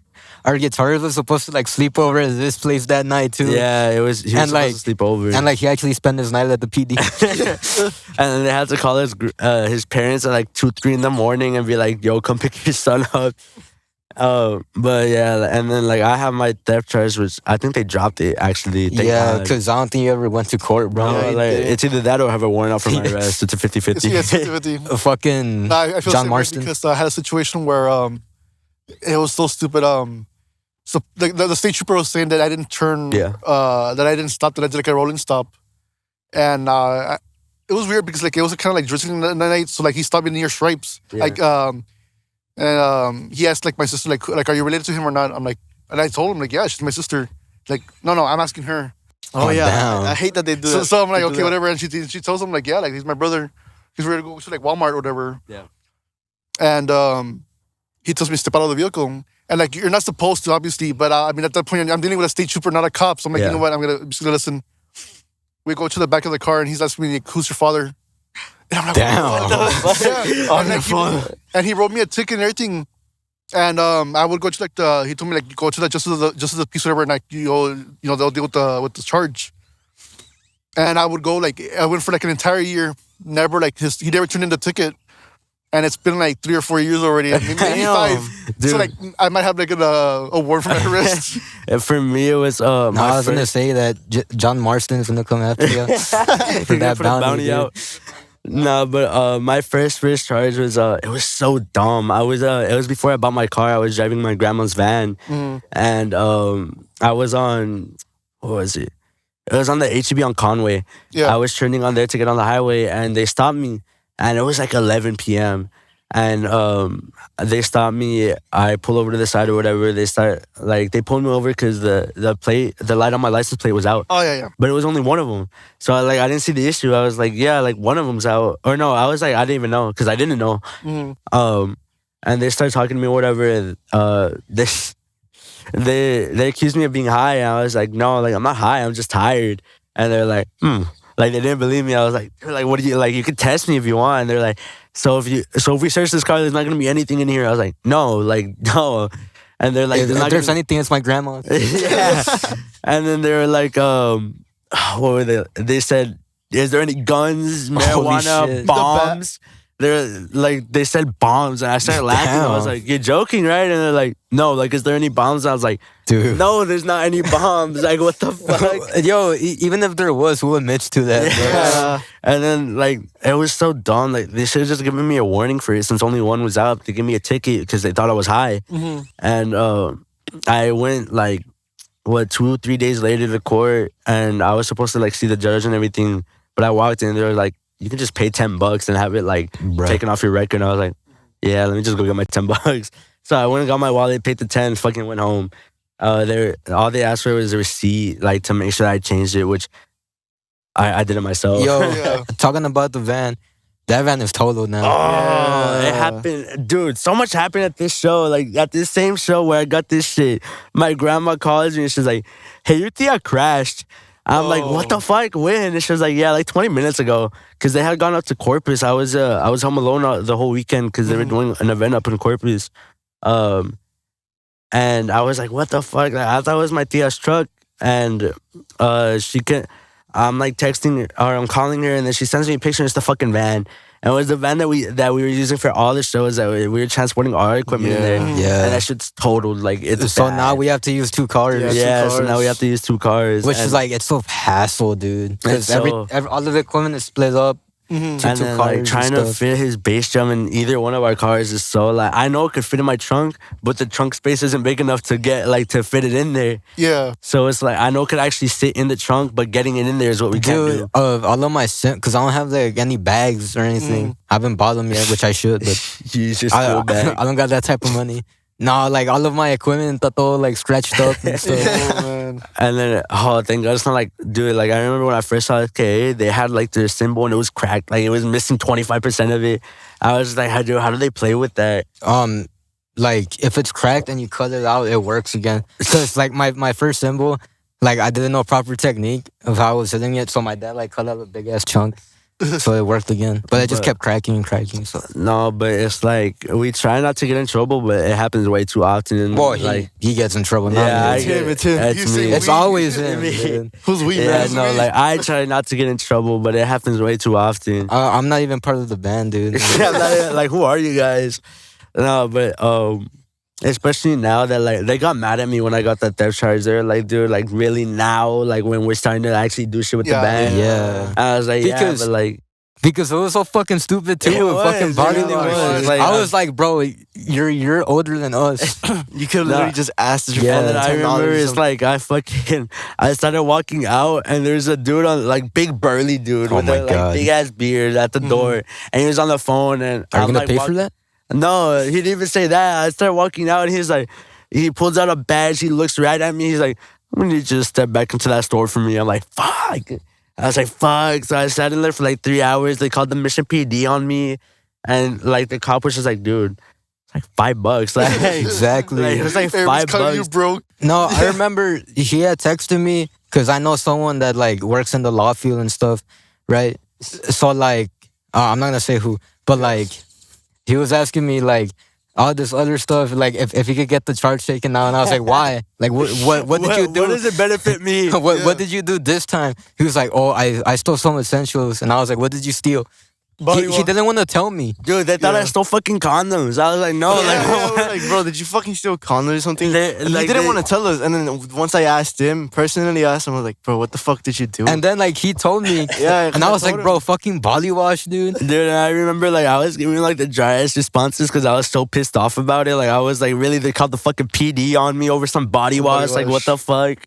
So I was like all pissed off. Michael, you have to be responsible. You have to be careful man. with that because Yeah. they do keep records of you. Like, Yeah. like 'cause I worked at Home Depot, and I know like how the buddies over there with death prevention, they'll keep records, the pictures of you, and like the moment they see you, they'll have their walkie-talkies and like Oh, they're all yeah. communicating. Yeah, Damn. yeah, it's gonna be like Yeah. that from now on. That's what it is. Shout out HB on Sherry. And sometimes it's even worse. They'll purposely let you take Steal. stuff because once you reach a certain amount, they can charge you like. Easy. Oh yeah. Dude, I it was wasn't hearing even like that I about wanted that. to steal it. It's just like I didn't have body wash and my paycheck kind of hit, so I was like, fuck it. Like, Yeah. Yo, but dude, like you could have just like asked anyone for Yeah, like you $5. could've it's just asked like I anyone. didn't even like. It was right when I turned 18, so it was like they charged me. Dude, it was literally a few days after Yeah, he it turned was 18. literally like 2 days after I turned 18, and they didn't call my parents, so my mom doesn't even know about it. Yeah. So, but Now she is. That's my, yeah, now she knows. Shout out, Sorry, mom. But yeah, they dropped the charge. The guy was just gonna let me pay it, but he was like, "Dude, like it's policy. Like I have to charge you. I can't just let you like leave and pay for it." Because I was just gonna send him like fucking gas money, like the gas money that I had. I was just gonna send that to him, like hope my paycheck hit before I ran out of gas. And he was just like, "Dude, like it's policy. Like I have to charge you." I was like, "Fuck." So yeah, he ended up charging me. I called the court. Apparently, like they still haven't had the charge, so I think they dropped it. But dude, that sucked. That was such a bad day. Mhm. And then they had to like escort me to my car, and they like walked. And I parked like at the Ross because I was gonna go to Ross. Like we were gonna go to Ross, me and my friends, and then we were like, "Oh, let's go get snacks at HEB." And so they had to walk like 3 parking lots over to the Ross. I felt bad. I felt bad making them walk because they were so nice to me. But that was like my second encounter with the police. Dude, how many encounters have you had? Dude, way too many. Dude, I'm pretty sure he has more that we don't know of. Yeah. And then like I thank God I haven't got arrested yet because my mom told me when I was like 14, like if you get arrested, you have one, like I'm getting you out one time and then you're by yourself after You're by that. yourself, yeah. So thank God I haven't gotten arrested yet. Mom, I still have my first time. His first get away from jail. I still have my first getaway for free. But yeah, thank God I haven't gotten like actually arrested yet. Honestly, like the most bad thing I've done is probably like I stole like a candy bar when I was like fucking 5. A Dude. cheese bar. Yeah, this dude's like a fucking saint. Like the rest of us were like, No, it's just you, bro. I don't know what you're Yeah, talking just about. you. yeah, okay, check that. Like, holy shit. That was one time, bro. It was his first You have and multiple- only. Yeah, you have multiple All instances. right, yeah, fair enough. And then Donnie too, that he had like a month. No, it was a month. It was like 24 hours of a community service. Yeah. Yeah. What did And- they make you do for like community service? I think he was cleaning. He was cleaning the highway. Yeah, the highway. Yeah, that's what they make you And do. he had it for like he had to do 24 hours total, and he was trying to juggle that, school, and work Yeah. And practice. and practice. So it Which was like we practice like 2 times a week. Yeah. dude, and So, we still like, I don't know. do. We still do because mine and Donnie's schedules they're so like They're like the opposite of when each I other, dude. work, he doesn't work, and when he doesn't work, I work. So it's Dude. like And then there's like sometimes where I have plans like, oh, I'm gonna go work out, I'm gonna go to the gym. He texts me towards the end of the school day when I'm like All about to late, head all of the late. day. Yo, He's you like, wanna yo, practice? I'm free today. You want to practice? And then like, It's like, he'll just, bro. like randomly call off to like, and he'll text us like, "Yo, like I'm free today now." I'm just like, "What the fuck?" And the past like 90% of the practices I don't even show up because I'm at work, and because I work on the Wendy's on the new one, new one by the Burger King. Pull up, I'll give you a discount. No, I won't. I'm lying. Hey, don't ask to make a baconator Don't or whatever, Fuck, bro. because like he hates that shit. Shut the fuck up. What I is hate the Baconator. baconator? Dude, Making them? Oh my god! You don't know how many times I've had people order like 15 baconators, and it's like, dude, like, are you really that hungry? Like, yeah, holy Hey, shit! yo, I was like that. I used to work at Jack, and one time the orders of the tacos are two tacos in one order. Yeah. One time I had an order of like 15. Fuck, and I was like, no. bro, And you have to do the math, too. Yeah, you have to dude. do the math. I was like, what? Nah, dude, I used to work with my dad at his auto shop. He was like, you have to hold the light, but do it right. Do it right. I think we've Hold it all right. gone through that shit. yeah. Like, It's a universal experience. Yeah. dude, that's just a canon event. It's like every Mexican dad experience, dude. Hey, no, move it over here. What the fuck are you doing? You have the wrong tool. Pinche pendejo. Alright, bro. Nah, but it's like 90% of our days we just like spend it by ourselves. Honestly, Dude, honestly, like on like during my week, I wake up at like 7:40. I have like 2 minutes to get ready for school Yeah. and eat. I get to school, I do my school things.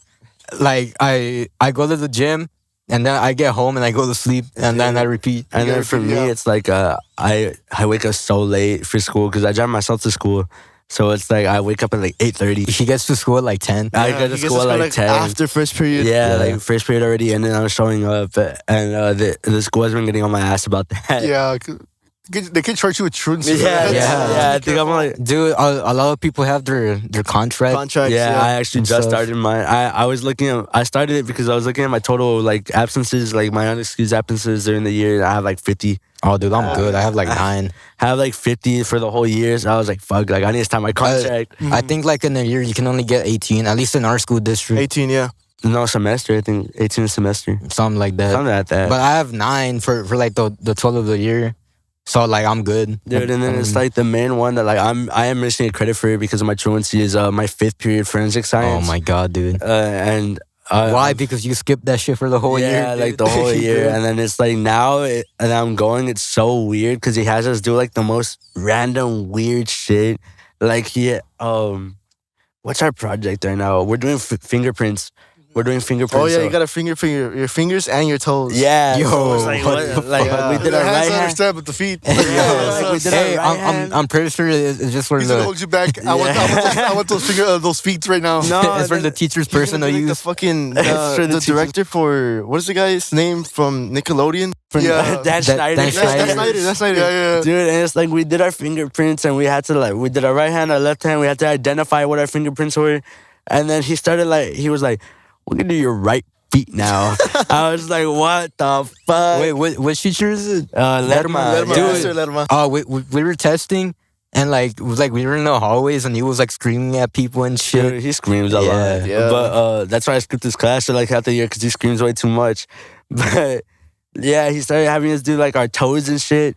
And I paid someone $5 to do mine. Bro, that's Because crazy. I'm not fucking whipping my toes out in the middle of class. Like, that's insane. For free? And then, like, it's even, it makes it even look worse on him. Because, one, he told us that all we have to do is the print. We don't have to, like, identify it. Yeah. Which, like, we identified our fingerprints, so not the toes. And then he also I'm was telling like, you, it's for his personal It's use. refreshing. and then he was telling us, like, if you guys don't do it, you're getting 7 zeros. God damn. Nah. He put on the camera just to get a quickie. And then, like, It's just going on the spank bang. it was a Damien, actually. We turned ours in, and he made such weird comments because we had to do our big toe and our heel. Yeah. And he was like, "Wow, you have such an interesting heel." Bro, I was just like, what the what the fuck? Like, please just give me my 100 and move on. Bro, Mr. Lerma's on the loose. Mr. Ledman's on the loose. No, it's like talking about like teachers doing weird shit. We had a teacher just get arrested in one of our schools. Oh, in La Jolla. Yeah. He got arrested for kissing one of the Oh, students. yeah. Yeah, there's It was- like a bunch of weird shit happening in our Yes. district. Dude, our That happens everywhere. Like I know, like in stereotypes, people make fun of like the Catholic Church a lot because the priests. Yeah. The public schools have probably the highest amount of pedophiles. Dude, it's awful. Everywhere. Funny enough, our school board members got removed because like they were like laundering money. Yeah, and shit. it was Yeah. like that was bad. And then we have like our sped Wasn't teacher, there like bro. like 2 girls who got murdered somewhere around here for the school district? Like they were board members and they got like Oh yeah, they got yeah, like executed. yeah. Holy that was, shit. I'm pretty sure they were. They were like supposedly, from what I heard, they were exposing like corruption within the school board and like they Yeah. found them like with their heads chopped off. Or I don't know what the It hell was. they were. I think they were like. Hey yo, we're talking about this raw fuck. We're cooked, bro. Bro, this is literally the Joe Rogan podcast. no, I'll I look think, for it. You guys keep talking. I think it was like fucking. I think it was some shit like they're connected to the cartel or something. But Yeah, that was something like fucking that. insane. That's fucked. Cause my tia used to work on the school board and she had told me about that. And dude, that was fucking nuts. Also, like in our school last year, we had a special ed teacher that had Oh, like child yeah. pornography. That Special was teacher, like, fucking doing shit with awful. the kid. Yeah. It was like his students, the special ed Yeah. kids, and it was like that was fucking Like, bro, disgusting. fucking taking advantage of those people is just fucking Yeah. like that's dude, on a whole nother level of fucked and then up, it's dude. like we've always like since we started, we've always said like even before we started hosting shows that whatever shows we host, we no fucking pedophiles, no sexual offenders, like none of that weird shit. Like that's fucking awful. You're a disgusting person if you do that. And it's like we keep. There's an issue recently with a promoter had put us on the lineup with a band that's having like shit come out. Yeah, about we're them. not gonna name any names. Well, yeah, we're not gonna drop names. Yeah, I'm sure everyone knows, but like some shit that was coming out about Sammy. them. He fucking respawned. I thought he was dead. No, but like some shit was coming out about a band, and we had gotten offered a show by a promoter, And and they hadn't told us about They like, didn't tell us any the lineup, lineup. or nothing like that. like, And they then were the day of, they told us like, "Oh, is this band?" And we're like, "Oh, Like we had actually taken the show and everything. yeah, like because what they had said, they had like texted the band account, and they're like, "Oh, we have like a show at the Flying Walrus this day. That it's this Friday. We just do one more band. Like it's a paid gig and all this and that." I was like, "Yeah, like it sounds good. Let me just check with the guys." I checked with them, and they're like, "Yeah." So I was like, "All right." Like everyone said, "Yeah." Do you have any idea who the lineup is? And they were like, "Oh no, we have no idea who the lineup is." I was like, "Whatever." Like they were like, Considering that promoter specifically tied with that band, they were lying. yeah, and it was like they didn't tell me the lineup, and I was like, okay, like whatever. And they were like, "Oh, but the flyer's gonna get released today." I was like, "Okay, whatever. I'll find out." So they dropped the flyer, and that band was on the lineup. I texted them immediately. I didn't even think. Did I text you guys first? No, no, you just texted them right after." Yeah, like Yeah. as soon as it came out, I texted them. I was just like, "Yo, we're dropping. Like, we're not playing the show. We don't." Like, I was as nice as I could be about it. I was like, "I'm sorry, but we don't support any of that. We're not gonna play with people that are like that, even if it's not true. Like, we're gonna stay away from that. we can't really risk Something like getting that. It's not even a risk. It's like just if it's true or not, we can't risk getting ourselves into that position. yeah, like it's not even a risk. It's just like I'm not gonna play with people like that. And like, that that is too, you fucking know. disgusting. Like, because Yeah, no, yeah, it's understandable because people around that band have also had like they gotten caught with like suspicious activities. So I mean, yeah, and then it's like It's not now worth we're it. like double like checking all the bands that we have contact with that are like surrounded about them because there's a lot of them that like are just straight up defending them, and it's like those people are like they're fucking disgusting. I'm honestly, even after the band broke up or whatever, like there's still so many issues, and it's like that behavior is fucking disgusting. Like it's It's kind of like the double-edged sword of the scene. You have badass people, but you also have like people just like that. awful, weird Yeah. people. Dude. Yeah. And it's like that to me because like stuff like that has happened to me and it's happened to people that I've known, and it's like I'm never gonna stand for shit like that. I don't care if it's not proven right. I don't care if it's not proven wrong. I'm not gonna stand around people that are getting accused of that. Like until it's like proven guilty, proven innocent, whatever, I'm not standing around them. Like, and they've agreed, like, until something's proven wrong or proven right, we're just not gonna stand Yeah. around them. yeah, Because there's always like a 50-50. They did do it or they didn't do it. And if they did do it, fuck that. Like, no. Yeah. And if they didn't do it, like, okay, like the name is gonna get cleared up. And like it's happened where people like have that, been accused of that and it was false and their name gets cleared up and they're okay.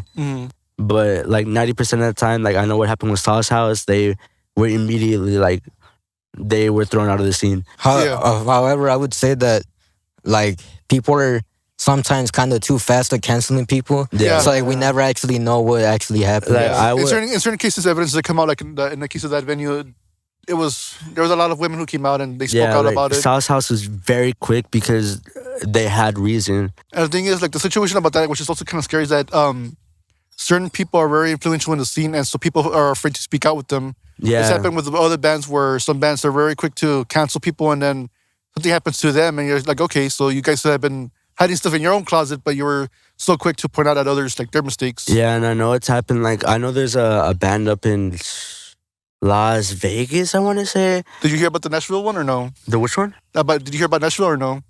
about there was a hardcore band where a guy was trying to get with his bandmates. Yeah, girlfriend. I was just hearing about that like last Yeah, night. that's in Nashville. Yeah, that one, not Las Vegas, Nashville.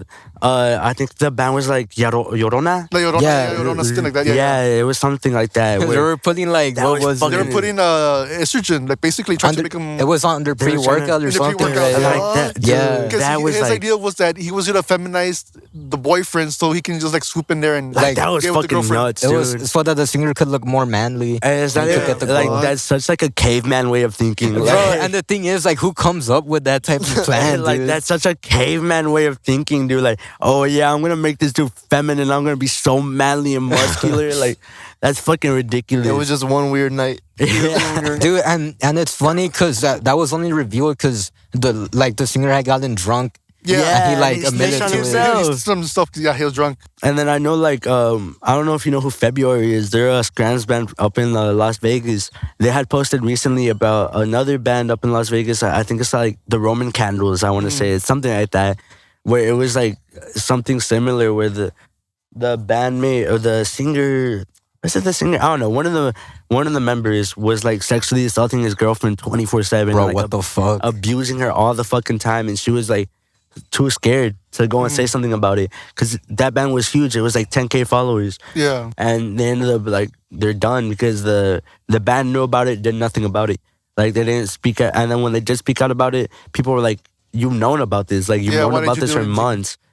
So like now that people are finding out, you're against it. Like that doesn't make sense. It's kind of why we kind of tend to stick in our own lane, not really get too involved in that stuff. yeah. Like we, I would highly recommend people don't get too involved with it. Yeah. 'Cause Yeah. you're gonna start seeing stuff like that, and like even on a lighter scale, where like you're gonna deal with like shitty people in general. Like, Yeah. when it comes to like No, the for business sure. aspect of it, like it's gonna we- happen. and like it's happened to us, like me and him, where we've had people lie about us, and like it gets shut down immediately because Yeah. everyone knows how we are. Like because me and him are very friendly. Like we talk to a lot of people, especially in school. Dude, like he helps out like random people load up their groceries, dude. Yeah, Yeah. like I'll fucking be like I'll see like random ass people like oh, trying to carry water bottles. Dude, and shit like that. I'll be like, talking "Oh, help about me out." this, we were the Dollar General. oh, We're man. backing out some person's trunk open, all their food fucking just. Oh yeah, we came just stopped out. immediately and started helping them Yeah, out. like we're extremely friendly, and it's like yeah, we look aggressive or whatever. We look like we're not. yeah, especially but- me. I know like a lot of people. It's just at They're schools- gonna judge you because of your piercing. Yeah, Yeah, that's like, cool. They're it's like, really yo, just- you look like especially her. She literally just told me that. Yeah, right she now. literally just She told was me. like,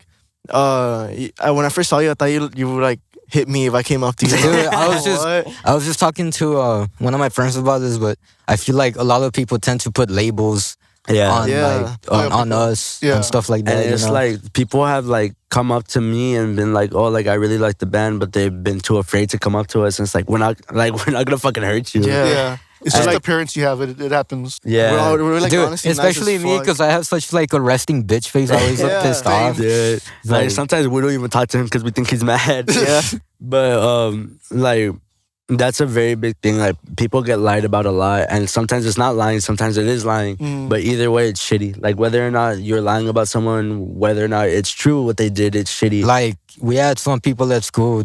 I'm gonna say who, but kind of like say certain stuff about some of the members, but it's just complete bullshit. Yeah, and it was like So- it was shut down immediately. Yeah. Yeah. Because people like the people that actually know us know how we are, and like yes, we look aggressive, but like we're not the type to deal with any of that shit. We're not gonna do that shit. We're not gonna stand for it. If And, like, anything, I'm kind of surprised that I've been talking throughout this whole interview because I barely talk. Yeah, we did. Yeah. We told him we're like, I feel like it's just gonna be me and Michael talking now. He's been talking less. Yeah. Yeah. but it's like Oh, I just want to make a quick correction. Their heads weren't chopped off. The girls, they were shot in the head, but Oh, What the? yeah, it was in Rio Grande City. it's not like it's any yeah, better. it was like in a ditch, right? Yeah, it was Yeah, they that found was- them. Yeah, it was weird. They were bound up and the head shot. Yeah. Yeah, that was Damn. bad. And the fact that the Texas Rangers also got involved, that meant there was more stuff going on. Yeah, I remember my mom telling me about that actually. Did I remember this? Like, yeah, my tia had told me about that. I thought she was telling me because I didn't hear about like the whole girl thing. I thought she was talking about Chalino Sanchez. Like, I thought she was just telling me like what happened with Chalino Sanchez. I was Bro. like, Chalino, like yeah, I already know what happened. And she's like, no, like these two women on the school board. I was like, oh, but dude, that's like nuts. That's insane. Because the only thing like crazy that happened in our school was like, it's kind of like Breaking Bad because when I was, I think it was my. It was a Jesse. science teacher. No, it was. It was chemistry. It literally, so then what happened was that I think it was my junior year or sophomore year.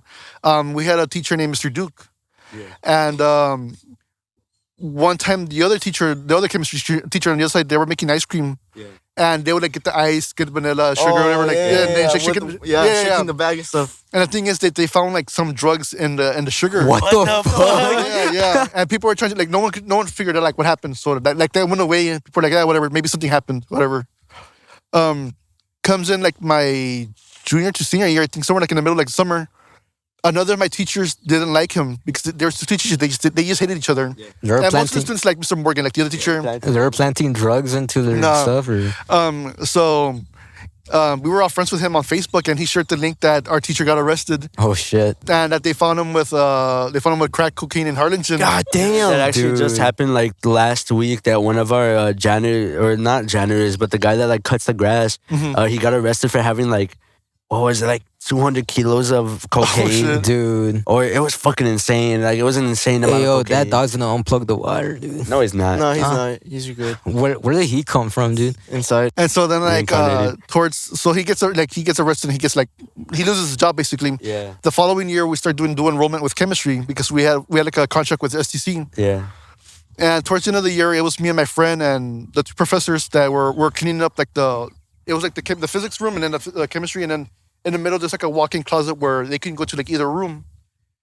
Way to the back there was like these boxes of like different chemicals, and the professors looked at each other. And my friend, she was really smart and she knew what those chemicals made, and they were telling me like those chemicals specifically make crack. What the fuck? Yeah, Chancellor, that that's he was like fucking buying ins- chemicals using the school's name, whatever. That's like to- some actual Breaking Bad shit, yeah, dude. dude. And then, Making veggies. like for And- us, and it He got was worse because regulating there was like VHSs like different like nature documentaries and shit. yeah, Way to the bottom there was just like when it was like a manila type, like a blank tape, yeah. and it had like 3 X's on it. What the fuck? We didn't have like VHS players, so like we don't know what it was, but I don't It think was probably some shit about him cooking drugs. Dude, that's fucking insane. Yeah, for us, like Palmview always has some crazy No, shit. going on. for our school, it's just a bunch of like pedos, dude. I'll be Yeah, Like, honest. I think the craziest thing was like last year when we had that school shooting. Like, Threat. no, Threats. there was an actual, actual shooting. like Okay. there was an actual. They didn't like get shots off, but they had a gun and shit. Oh, yeah. They had a gun in the car. They had like Yeah. snuck in a knife and a gun or Okay. And something. I remember that day we had a lockdown.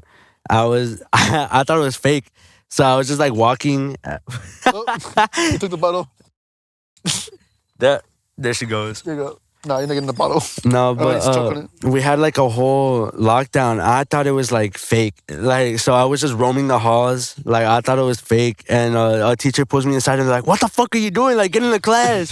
I was just like trying to go to the office because that's when I had like, what was it? I had not tutoring. I had counseling.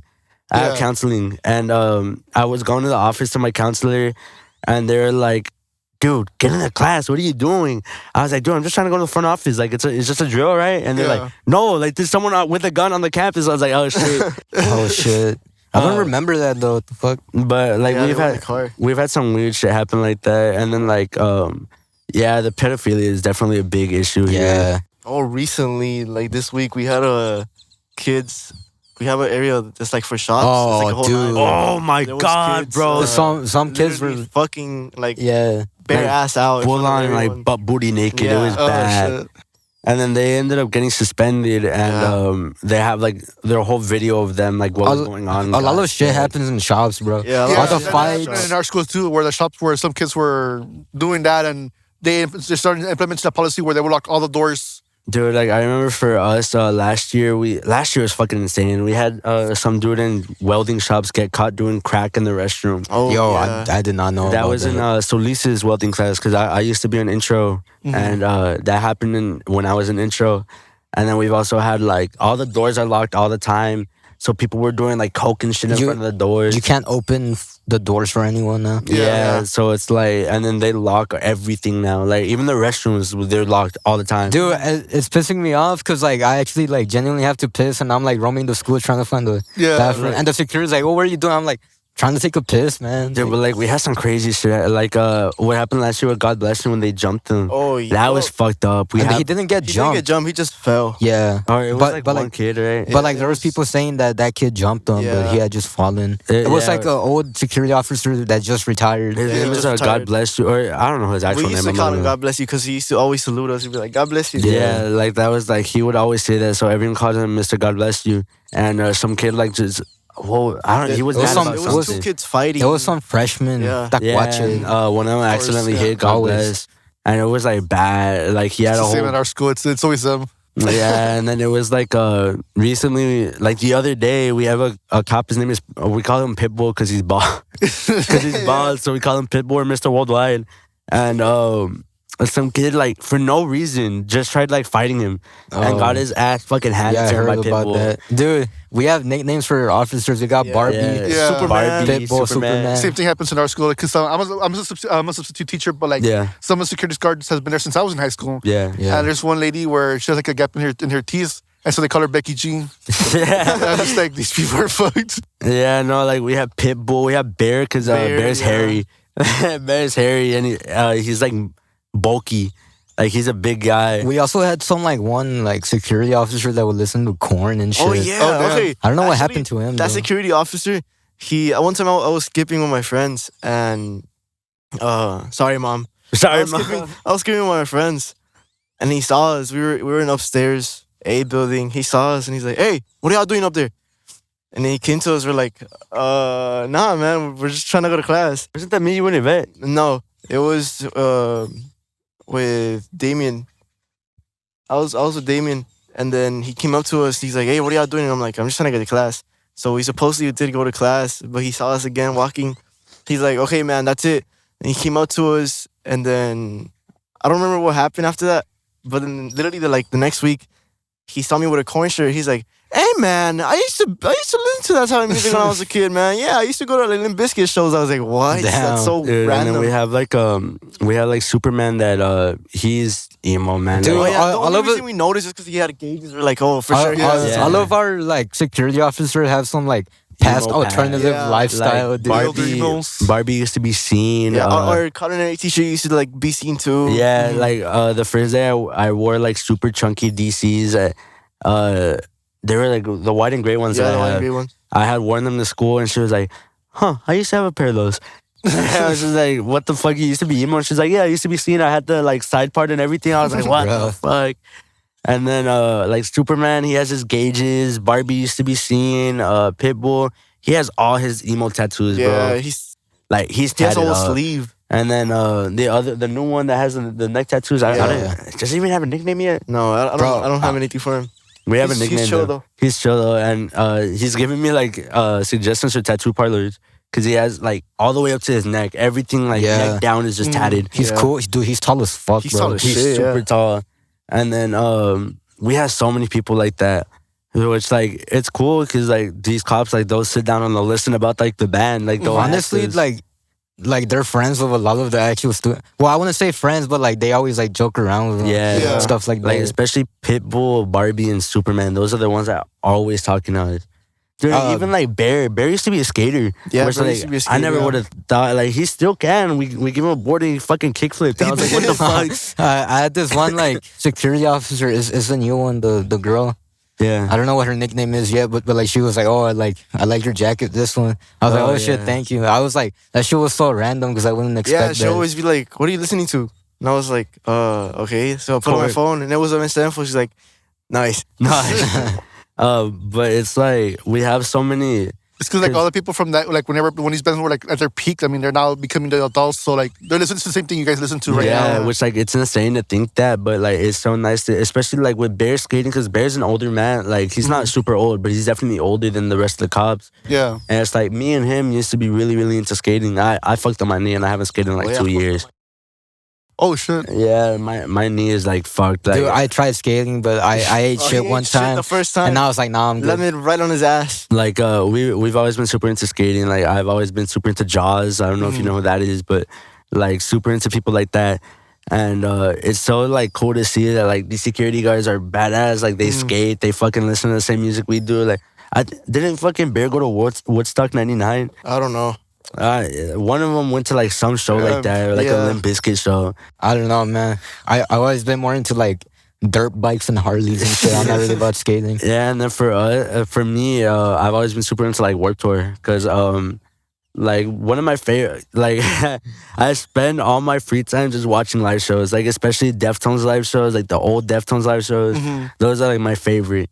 Or like Warped Tour, like I've been watching Breaking Benjamin live shows. Like I do that a lot. Fucking love Breaking. Bro, I've been listening to Breaking Benjamin since I was like in second He's grade. the one that put us Yeah, on. like he's the one that put us on. So All those bands, like they're the ones they used to come down here to McAllen. Or to Dude. Mission, sorry. yeah, it's, There was a festival called Never Say Never. when Metallica came down in 80 something, I Yeah, don't know. 80 or like 86. Mudvayne too. Like all those bands they used to come down here. Wearing a It's like- Mudvayne shirt. Yeah, actually. like he's wearing a Mudvayne shirt. It's Actually, like, I want to talk to that promoter because he's still alive and he recently released a book and I really want to get him on the podcast. dude, that'd be His badass. name's Nano Ramirez and he needs to own a venue called La Villa Real. Yeah. And that's where all those Metallica, Selena, and like a bunch of other like all. 'Cause Yeah. he wouldn't just do like one genre. He would do like everything: country, Yeah. metal, conjunto, and all that stuff. So I mean, I would love to hear like his stories.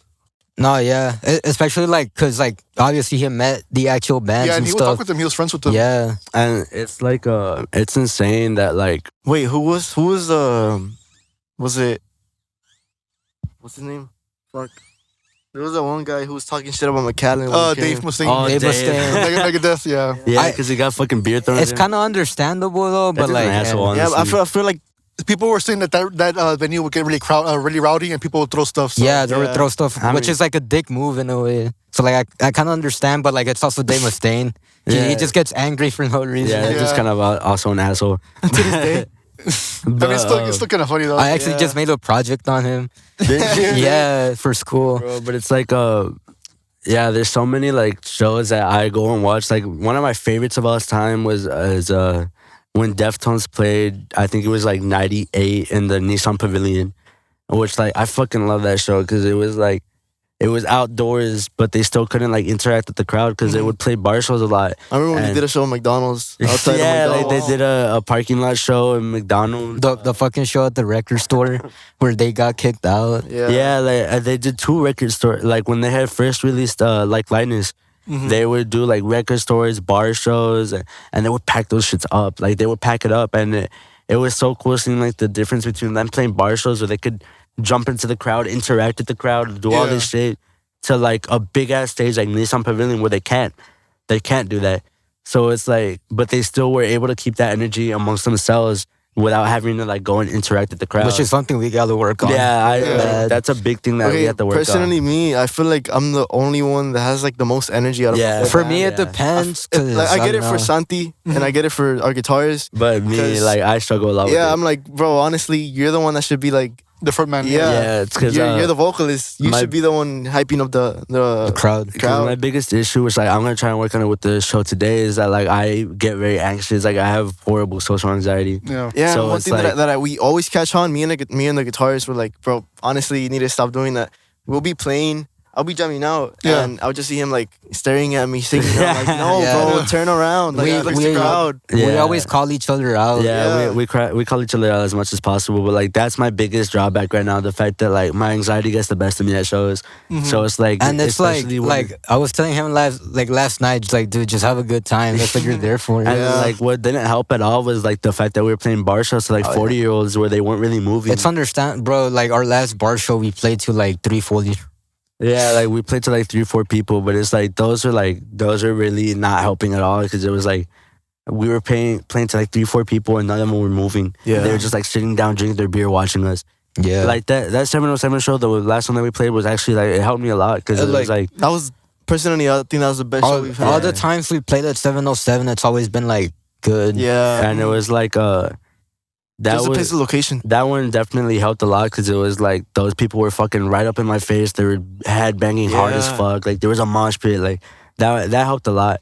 So it's like I still have to work on like not looking at the floor, not looking at them, Yeah. and like hyping up the crowd. It's definitely something I have to work on. But that the crowd going nuts is like something that definitely helps. Mm-hmm. Oh yeah, that's a good idea. I mean, it's good that you guys keep each other accountable about that stuff because again, when you go to a show, like people are paying to watch you guys. They want Yeah, they want to be entertained. Yeah. Dude, the amount of arguments we've had in practices and stuff. Like, because there's days that like we're fucking frustrated, like we're mad. It's because of school. We practice. Yeah. Whenever we practice after school, it's like It's horrible. we're It's fucking bad. drained already. But Yeah, if it's a sense. weekend, we don't have other shit to do. It's always hyped. Well, Yeah, it's at always like least we're that's how I fucking see it. around. Yeah. And then it's like now, the main things that I'm working on is that with the energy and like my vocals in general, like I had to get a Yeah. lot better at singing and like quick because we're like getting to a point where people are going just for us. And like we didn't think Surprisingly, Yeah, Yeah. Like, we didn't think we were gonna get to this point at all, much less this fast. Cause like we hit 300, not even we've only been doing shows for like 2-3 months since we took that break. yeah. Like cause that big break that we took, it didn't really matter because we had maybe 100 followers, maybe. I think it was less. Yeah, and then like we came back And- swinging basically. And like 2-3 month mark, we hit 300, which like was insane to me. And like that whole, I remember like I was like kind of upset about it. When everything happened with that band and that promoter, we were going up and down. Like we were losing followers and gaining them back. But and like losing at the same followers. time, I noticed that like we're getting followed by like new accounts, Yeah. which is like a problem on Instagram where they're like bot accounts. Yeah. So like they follow you and then like they'll Or they get seem like removed. they start DMing you like, oh, want to do this? Yeah, Yeah. like want to do this, want to do that, and it's like I was really like frustrated that day because I know they weren't really worried about it, but I was because it was like we built up this big old reputation of like we're not gonna have anything like that at our shows, and then they put us on a bill like that without telling It's us. because like anyways, like the numbers are always gonna go up and down. Yeah, which like whatever. You have to get used to it. You can't Yeah. you can't Yeah, panic like- over seeing numbers go down because it's not gonna be good, man. yeah, Michael. It happens to me Like- too. Like I'm not that big either, but like it happens, and you're Yeah, like, like for the Like- past couple of days, we've been going up and down from like 328, 327. Yeah. If you just start 328. focusing on that, like that's what we're gonna be thinking about. Yeah, Yeah, which So- like I've been not focusing on it, but like that day that we hit 300 and we were going up and down like 299, 300, 299, 300, that was like frustrating. we're at like And, 320. Right now, Yeah, I think. 320, something like that now. 328, I think, and that the only reason that was frustrating to me was because I knew it was about what was happening with that band, and I was like, I didn't want people to see us like, oh, they support these kind of people because we don't. yeah. So like that's the main reason I was frustrated. So it was like that day sucked, honestly. Like that was such a bad day. I was really that was making. I don't know, man. That was a pretty good day for me. It was just stressing. Yeah, It's all perspective. Yeah, because the other thing is they don't really run the band account. I'm the main one that runs like all the promotion, Like- all the talking to bands. Like our jobs, me, Donnie, and Sammy are the main songwriters, Yeah. Yeah. and then he kind of focuses more on the band So account technically, and the way stuff we'll like do that. it is we practice 2 days out of the week. Mm-hmm. One day is just us cooking up Yeah. riffs and songs. And then after that, we'll show them to Michael. That vocals come in. That's it. yeah. And like I'll look for a melody. They'll help me out with writing, Yeah. and then but I'm the one that mainly deals with talking to all the bands, the like The social Ta- aspects of it. yeah, social aspects of it. So it's like when all that was happening, they weren't really worried about it because they don't run that stuff. They don't really care about it. But to me, it was like I was trying for Why months. is there so many dogs? There's so many for dogs real, around like, here. what Around the here. but like I spent all that time like trying to build up this reputation of like we don't support those kind of people just for it to be ruined Yeah. in 2 seconds. And I don't think you should worry too much because I mean, at least for me, like I was just kind of like, oh wow, like people are actually playing with them. That was Yeah. like the extent of my thought, but like I wasn't like, oh fuck these bands, they're playing with this band. And then So I you know, you shouldn't worry too much. But I mean, the fact that you responded quickly, I mean, it just shows. and then it's like I know I wasn't the only one. I know I think Goons also dropped out of that show. Yeah, So it's like it becomes an issue when you're not being honest to the bands. Yeah. Mhm. Because like they weren't honest to us, and it sucks that they weren't honest to us because if they were, like it would have been much less of a big deal. But that was like that sucked. It really just sucked that like we got lied to, honestly. And it's not like the first time that we've been lied to by promoters or anything like that. yeah. And You it guys does need to be suck. careful with that. Yeah. Yeah. And it really does suck because it's like we're trying to build up a relationships with these people, and like lying to us doesn't like that changes a lot. Yeah, it doesn't help at all. Yeah, no, yeah. There's situations where bands are gonna deal with shitty promoters, and there's gonna be promoters who deal with shitty bands, and Yeah. it happens to everybody. And I mean, Yeah, I recently had a big L where I haven't told anybody like the story publicly, yeah, but I was trying to get this band for the June show I had at Cine Rey, yeah. and there was this one band I really wanted to get because they would fit in with the Latino fronted indie thing I'm aiming for. Yeah. I was talking with their manager, and things seemed positive. I'm like, okay, cool. Like, I'm probably gonna have them. And then like a couple of days go by, like, oh, like we're having a meeting, whatever. And I'm like, okay, they're a big band. They have meetings with their teams and also understandable. Yeah. They're like, oh, then they're like, oh no, like it got postponed, so like I waited another week and another week. And after a while, I'm like, okay, maybe they're not gonna perform.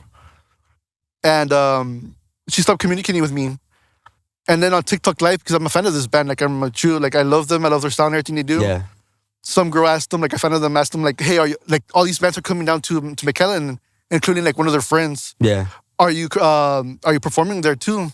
Because I had one last slot, Yeah. and they were like immediately like, no, like we're not playing. And like, that was the You first. had posted about that, Yeah, right? Yeah. and that was the first time I found out that they weren't performing, because normally, like once you deal with bigger bands, you deal with the agents or management. Yeah. And that band used to like, I found out through TikTok Live. So like the manager never like She told never them. responded. Yeah, she never told me yes or no. Oh, it was just okay. like we just should have waited, whatever. And then I found out through the band on TikTok Live. I'm just like, damn, Damn, dude. this is fucked. Dude, and just it's have you like those waiting. bigger bands are definitely like when I was talking to Glixen, I was getting like a response maybe once every couple days. 'Cause Yeah, it it's like, happens, and it's understandable. I mean, they're dealing with Yeah. tours and everything. It's So a like, big band. you yeah, know, so like it sucks, but like I completely understand. And it's like I emailed, which I should probably check my email, but I had emailed like some other people, like Modern Color. I had emailed them, and I think they got back to me. I really don't remember. yeah, so like, But, I mean, like I'm okay with them like taking a while, but like just say yes or no. Like at the end of the day, Yeah. the fact that I have to find out through TikTok Live because somebody else asked them, it's kind of like, it's what? like, dude, like if anything, communicate with the promoters, communicate with the bands. Like, Yeah. why don't communicate amongst yourselves and just say absolutely nothing? Mm-hmm. And it, like we've had some issues where people just drop out. Like that Tropicasa show, Roxy Rue was supposed to play, and they had dropped out last second, which I guess sucked, but it's like whatever. Like, Yeah, sometimes stuff happens. Honestly, like they're a big band, it's whatever. They're still really good. They're cool dudes. Like we completely understood, but like it doesn't make it suck any less that they dropped out last second. yeah. It just kind of depends, cause like shit can happen behind the scenes, Yeah. like personal stuff wise. Like even So- with us, like we've had times where like we have to push through something that sucks just to like be able to play a show. Because there's a like up until this point, we were just taking any show we were getting offered. Mm-hmm. So it was like because we had such a small following, and we still do. Like we still have a pretty small following, but it's like It's a decent. Yeah, following it's for like- After a it while, is. like once you guys get big enough, like you have to decline certain shows. And Yeah. everything. yeah, You can't do because it. like we were taking any show, and now it's like we were talking amongst ourselves, and it's like we have to slow down. Mhm. Like we have to take only the shows that are kind of like bigger. Like we can't be playing these bar shows anymore, where we're playing to 3 people at Yeah. like 2 a.m. It it's more like we have to slow down because at the same time we're playing a show like every weekend. Like, oh, what's the point of seeing this Yeah, band? it's gonna ruin your Yeah. draw. So it's like now hopefully these next couple shows like help us out a lot, especially like getting our name out there to the proper audience. Like the one today, I'm hoping it does. I'm excited for the day. Yeah, today I think we're all excited for it. So I'm hoping that it just helps us like get our name out there further with the proper like community rather than the ones that we've been playing to. Yeah. And then the March 9th and the March 16th should definitely help a lot more. Because what I was telling them is the fact that we've gotten to 300 based just off like internet.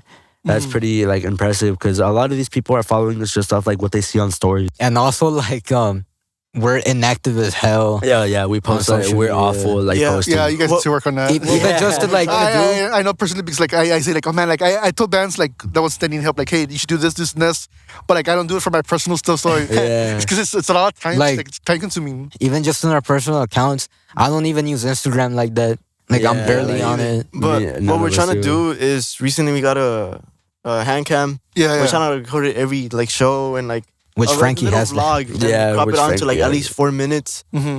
and post it. Which like we had done that with one of our Hop Shop shows, which was like one of our it was one of our worst ones. Yeah, I but the actually video have was a- actually kind of cool. I actually have an idea. I'm gonna order like a chest cam yeah, so I can might get my POV. I I'm have gonna be my posting. Be like Well, that I so could- big I could that clip just be it. popular. And like Yeah. not even just like with our own sets, because we started up a joint account with Necrotic.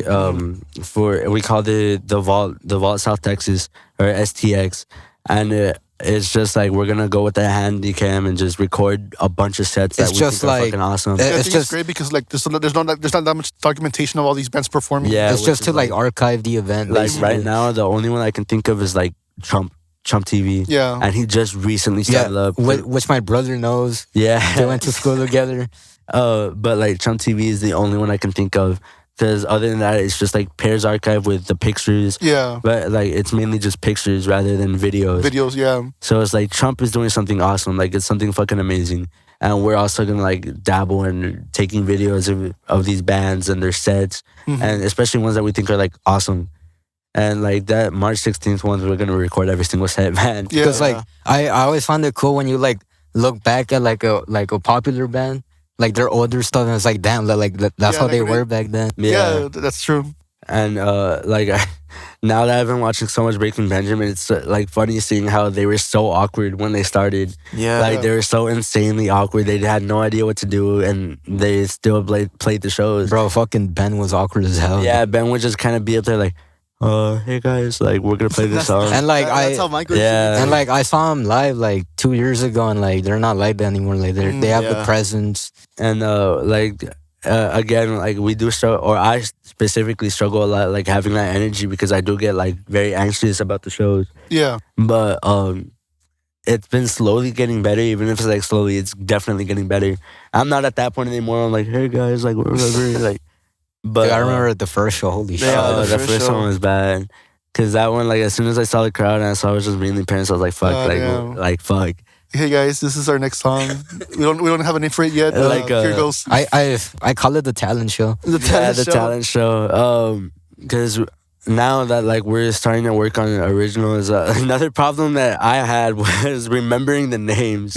Oh For yeah, I the, for remember. the first couple ones, I like He mixed up the I names mixed, like like, the 3 names. times. Yo, talking about remembering your names, our guitarist, he started up a whole nother song when we're supposed to play like yeah, it's one like of our others. and then like they named them. They named the songs.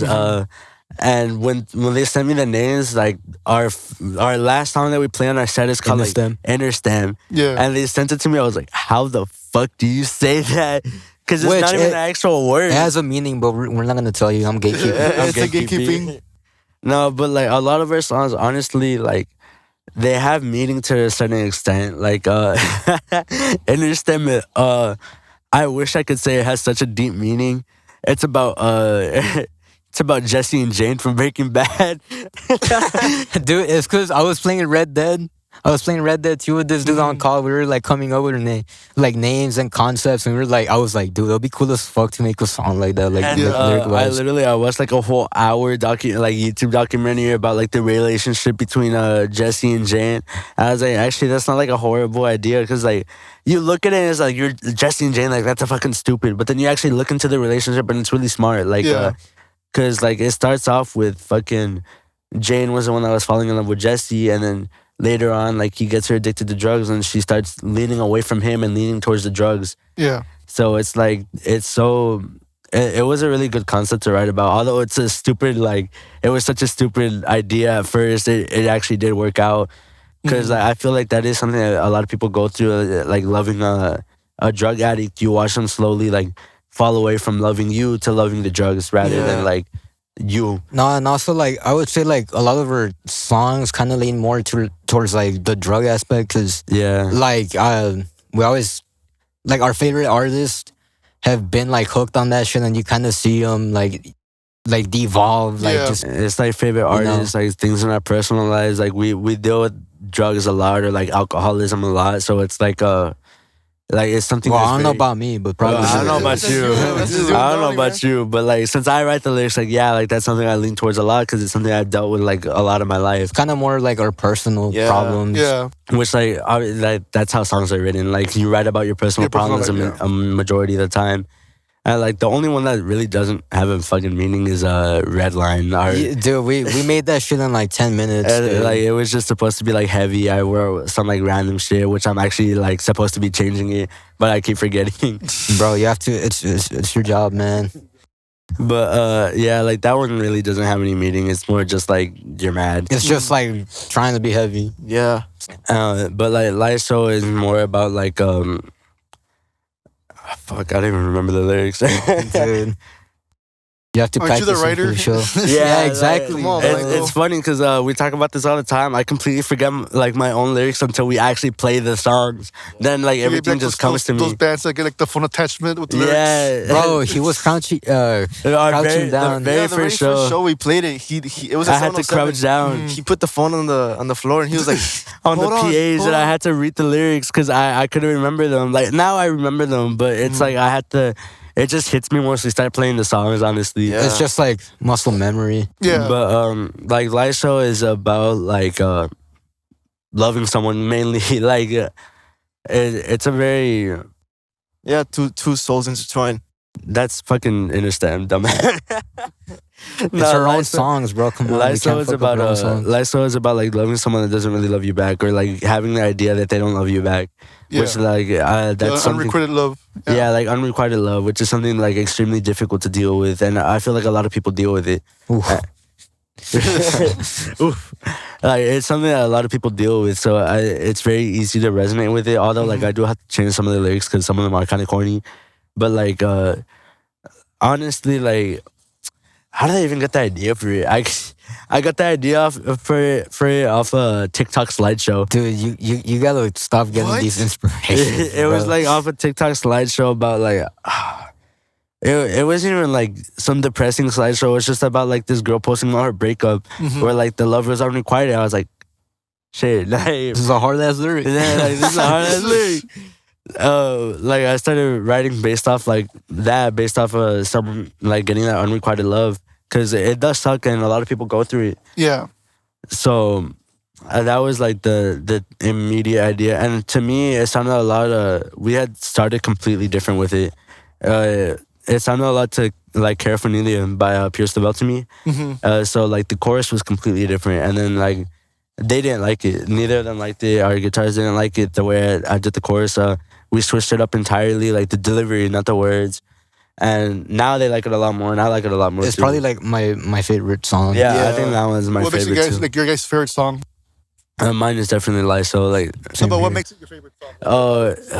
Honestly, for me, it's just cause like I actually have fun playing it. Yeah. and then it's like that mix And- between like heavy and soft. 'cause, Yeah. Yeah, it's just the way it starts, just hard. It starts Like- hard. I need to watch you guys. That's why. The way it starts, like it just starts off fast, but it ends slow. because Yeah. like our other two, like Inner Stem leads a lot towards soft. Like the inspiration for me off Delivery was Glare because it reminded me a lot of shoegaze, which Yeah. like they didn't see it like that. Our guitars didn't see it like that. They didn't see it like shoegaze. Honestly, I don't really know how to describe the sound. Pretty of much, I that don't know song. either, but like to me, like the second I heard it, I was like, "That's shoegaze." Like it sounds a lot like shoegaze. So I use like a way softer delivery. Like I don't really like. It's more like a whisper rather than anything else. We're also working on this instrumental song. Yeah. Oh, It's like I don't know how to describe it, dude. But it's I guess it's more like indie Indie. rock. But it's music. like we lean towards such different stuff all the time. Like our heaviest one, which honestly it's probably my least favorite. Like that one's my least favorite because there's a lot that needs to be changed on it. But like as of now, they're all demos, so they're gonna be changed no matter what. Yeah. the song titles are definitely gonna be Yeah, changed. and all the that. song titles definitely need to be changed. It's but, just like so that we can remember. Yeah, Which like song? you're performing. Yeah. and like right now they're all demos, but as of right now, Redline, our heaviest song, is definitely my least favorite because there's so much like in the chorus that like it feels empty, and we've talked about it so much. Like it has that song is the one that we struggled so much with. It's because the original chorus Was was just so different. was ass in my opinion. Yeah, but then I like fucking hated we, it. we kind of reworked it. It sounds a bit better, but there's definitely more space for Yeah, improvement. you Yeah, can notice it. It has like empty space in it, which like is something that we've all talked about. So we definitely need to change, which we might even change that today if we have time. But Oh, tell me the show again because I'm looking at the time right now. It's almost 5, so Oh, I don't want to keep you guys too long either. shit. How long has it been? I have no idea. When did we start? Like at dude, 2? like 2:30, yeah. 2:30, yeah. Holy shit. Damn. It's again like this happens like Yeah. when you're having conversations, they just type Yeah. really quick and Just yapping it out. No, I was noticing because the song was getting lower and lower. yeah. Because before like, I remember feeling like the heat right Yeah. here. I'm like, Yeah. damn, it's gone. It's almost gone. It's 4:55. 4:55, yeah. But I mean, yeah, we play at 7:30. We're opening. Oh, okay, you're good then. Okay. Hopefully, it's still like we still have a pretty good turnout, even though we're opening. We have to go get food. Yeah, I though. have to go get food right Yeah. now. None we of have us to wait for a eggs. guitarist. We have to wait for our guitars. We have to grab food. We have to grab some Red Bulls because I'm tired. I know I'm tired too. But yeah, honestly, like a lot of these songs, they just like the easiest one to write for me was Lyso.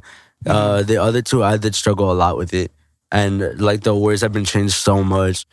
But that I think that's why Lyso is my favorite because that one was just like kind of there, like it was blatant. It was in your face on how everything should be laid out, which made it super easy to write and also really easy to just like the song because it gets like.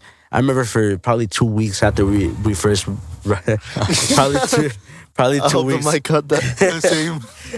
Probably 2 weeks after, like for a whole 2 weeks after we had first written the riff, it was just stuck in my head. I just hear the bass. Dun, Yeah, dun, like dun. I know with him too, like it was stuck in his head because we were always like next to each other, just like humming the guitar riff, Yeah. and it was like that was different for us because we had never written a riff that we like were genuinely happy with. Yeah. And like our very, very, very first song that we had written, now we look back on it, it was awful. Like, Oh, dude, I don't even know how to describe that song. like it was so like it felt. It didn't match. It sounded No. like knocked loose in a bit. Yeah, it kind sounded of. like Not Loose. The ending did sound like Yeah, it was like the a ending. mixture of I don't know. It was like a mix of a Everything. perfect circle and And a perfect hardcore. a perfect circle and hardcore. and knocked loose. But it was like that one. Like we look back at it and we want to fix it because it didn't like it wasn't a bad idea, but it was just poorly executed because Yeah. it was Yeah. our first ever one that we wrote. Well, technically, we did have like the first ever riff, Oh, which is I still still not count. I still think it goes hard as hell, but we just haven't It reworked was it. just really, really soft because we lean a lot towards like when we write, it varies so much. Like we'll go from really heavy to really soft to in between. Like Yeah. it just varies on what we're feeling that day or what Donnie writes. Because How to get to the point where like you know for sure like you know what, we're not gonna change it anymore. Like just leave Yeah. it there. That's the thing. We are always changing Yeah, shit because we're we always can't get changing like, Like, we don't feel like it's satisfied, perfect. You know. like now we're getting to a point where like okay, like I actually like the Yeah. song. Like it's something I would listen to. Which is Yeah. now like with some small tweaks, it's just gonna stay the way it is. A lot of them, not not Redline. I feel like it's just a matter Right. of how much times you play it. Because I feel like once you first get it done, you're like, I feel like it needs more. But I feel like if you play it live or something like Yeah. that, that's when you're like, okay, yeah, I can fuck with this. And it's also really nice seeing like people still jam out to our originals after Yeah. us playing our covers. Especially like that 707 show, like that was the first time we had played originals to like the younger audience rather than the older one. And they were like jamming out to it, like they fucked with it a lot. Which like obviously like they started off like kind of like confused because like it was our first time playing those originals. Like, bro, I saw that shit and I was fucking smiling, bro. 'cause I was Yeah, that's like cool. it was like it took a second to like start like getting used to it because every time we played to a young crowd it was covers, and now that we're switching over to originals, like they're like okay, like shit, like this is new, but I like it. Yeah, but like And, yeah. and it took them like a second, but they got into it, and like that was really really nice to see. Especially like by the end of it, people were like full on into it. Like there was a whole fucking pile of people right in front of us. They were like, there's some dude just screaming at me. I don't even know what the fuck he was screaming. He was just screaming. And like there's like right in front of us, they're headbanging hard as fuck. Like it was really really nice to see that. And I hope like it has the same outcome today, which hopefully I don't doubt it because it's the younger crowd within Community and Truth and Ryson and all them. It's a big, But good crowd. it's gonna be a good crowd. Even though there's not a lot of people, it's gonna be the crowd that we've been wanting. And that's probably the best thing you should aim for. Like you don't have to aim for the biggest crowds, just make sure it's the right crowd. Yeah, Yeah. which is what I had said earlier. Like, I don't mind having a small crowd as long as they're into it. Cause like that crowd where they were going fucking nuts, it was like 50 people. It wasn't a lot of people. Like Yeah. there's definitely so many. There's shows that we played where we have a lot more than that, but that was like the one that we had the most active like audience. So Like, like at the city one, we played to probably like 100, maybe 100 around like- there. But like nobody was into it. it was like 100, Yeah. 200 people. Like there's people that were into it. Like they were like, holy shit, like you guys are good. But There was they no weren't- movement. Yeah, there was. I mean, there was I'm not kids. seeing enough movement. Fucking seeing enough ninja. No, but like we had like kids running around. Yeah. But, like it was a trunk or treat, so that's kind of expected. Like that one, it was a good turnout with like our sound because there's like the vendors were standing at the Yeah, It and, was- like all the vendors just started standing up the railings because it was at to a watch us. there was at the park on Conway. I forgot the name of the park. Leo Placita, It's something right like next to that. the HEB. Yeah, it has the amphitheater and like the railings on top and all the As vendors. the Vietnam Memorial. Yeah, the Vietnam Memorial with the tank and shit. we were playing on the amphitheater, and like all the vendors were just above us, like staring down at us and like jamming out to us from the railing. Which is like crazy to see. Which it really does suck that we didn't get any like recognition for that show. Like our name wasn't posted anywhere, but it was still like really nice to see that people liked us no matter what. And that's because like to us, there's still so much room to improve. But like to them, it's like we're fucking awesome. Yeah. Because you never know, like someone could have had a great night that night without you guys knowing. And Yeah, and like that's what I always talk to them about. I'm like, yes, there is a lot of room for improvement. There's always going to be room for improvement. We're always going to change our sound, but like the fact it's just right now it doesn't really matter what we think. It matters what they think, especially at the shows. Like if we're on our own in our practices, writing our own songs, yes, it 100% matters what we think. But when we're playing at the shows, it matters more what they think than what we think. I mean, at the same time, we write music that we want to hear. Yeah, like Yeah. I'm only gonna write stuff that I would actually go and listen to. And like we've had people reach out to us, which was like that was also crazy to me. That people reach out to us and be like, "Oh, when are you guys gonna record and put it on Spotify?" Oh yeah, there's like people giving us bracelets or Yeah, making us yeah. logos and stuff like that. Like, Like, I oh, should- dope. that's badass. I still have like the bracelet in my car. Yeah, we that- all still have the bracelets. I haven't Oh, worn yeah, it in a really? bit, but I have it in my room. Yeah, like we all still have it, and they wear it to school. I see them with them at school. I have mine on my gear shift on my car. So it's like it's crazy that people, and then like we've had people reach out to us like their own like a logo that they drew for us, and they're just like, hey, like you guys are really fucking sick. Like I drew this for you guys and send it to us, and it's fucking sick. And we have it as the cover for the originals, right? Yeah. For our highlight. Our highlight. Or like when we started off too, my brother like he would like make all the Posters. the posters. Posters and all like, that shit. logos. He also made our new logo. Yeah, which like shit. we're waiting on him to finish it. Yeah, that's Yeah. it. But he's also like he's helping us out with making shirts because the other thing that we've all agreed on is like merch. merch. I don't think our merch should be something where it's just like the band's name is plastered on there and you sell it like that. I'd want to make stuff that I would actually wear out of the house. Like Yeah, something Like, like like- Yo, that. because like I'm not gonna lie, like as much as I love Slipknot, some of their merch is fucking corny as hell, dude. It's like, because we all, or me and him mainly, we wear like all that affliction, like the MMA elite, like with the crosses and all that kind of shit, the wings, and like that's the shit I would want to make with like our name somewhere on there, rather than just like our fucking band name is right here and with a picture of like us. Yeah. Like I don't like it's that gonna kind be of your merch. mugshot. It's gonna be my mugshot. I mean, I'm trying to look for a band because there's a band who did that I like. I really enjoy. Trying to see if I can find like their design because they did merch, but it doesn't look like merch. It looks like actual like arts. Yeah, which is like shit I would want to do. That way, like it could also be like we could expand our name through shirts instead of rather like people are just buying our merch because they know us. They're like, oh, that shirt's fucking sick. Who made it? And then they go and find our band through that. Cause I know one of the bands that I like their merch is X Heartworks X, that there's Graham's band, and the only thing that sucks about the merch is like, which I kind of understand because it's really expensive to get full prints on shirts. Yeah. Their print is just in the middle and that's it. Like it would look so much better if it was wrapped around, but I do completely understand that it's so much more expensive. But like merch like that is like sick as fuck, where it's not really like their name isn't plastered everywhere. It's just like some badass design. Their name is somewhere visible. Yeah. So there's this band called Days. They're a shoegaze band from Houston. Yeah.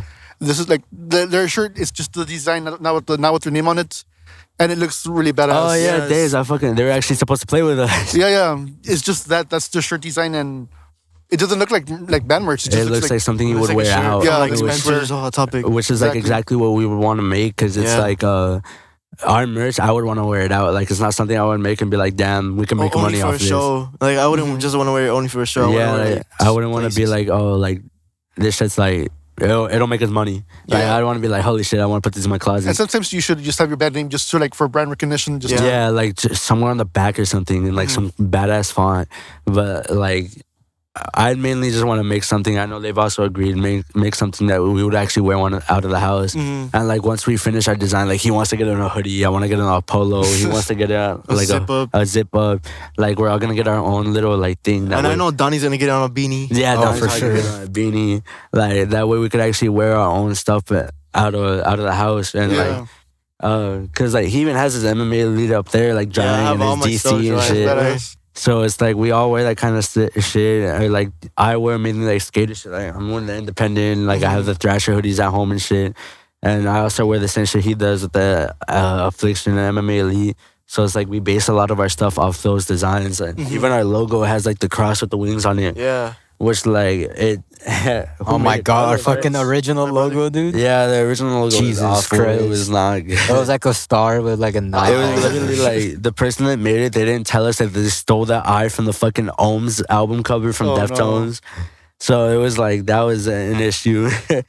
But yeah, like the logos that we come up with and stuff, it's mainly his brother that makes it. Yeah. Where like the logo that we have now wasn't even supposed to be a logo. Like it was just some temporary one he had made for the very first show that we had hosted. But like we had the logo that one of our friends had made us. Like it was cool, but then like it got kind of like plain and boring looking. Yeah. So I was like, I want to add something else to it. So then he made that one, and we were like, "Holy shit! Like that's actually kind of a badass logo." Yeah. Because it was just supposed to be some temporary one, but like we fucked with it a lot. So we were just like, "Dude, just like send us a picture of just the logo by itself."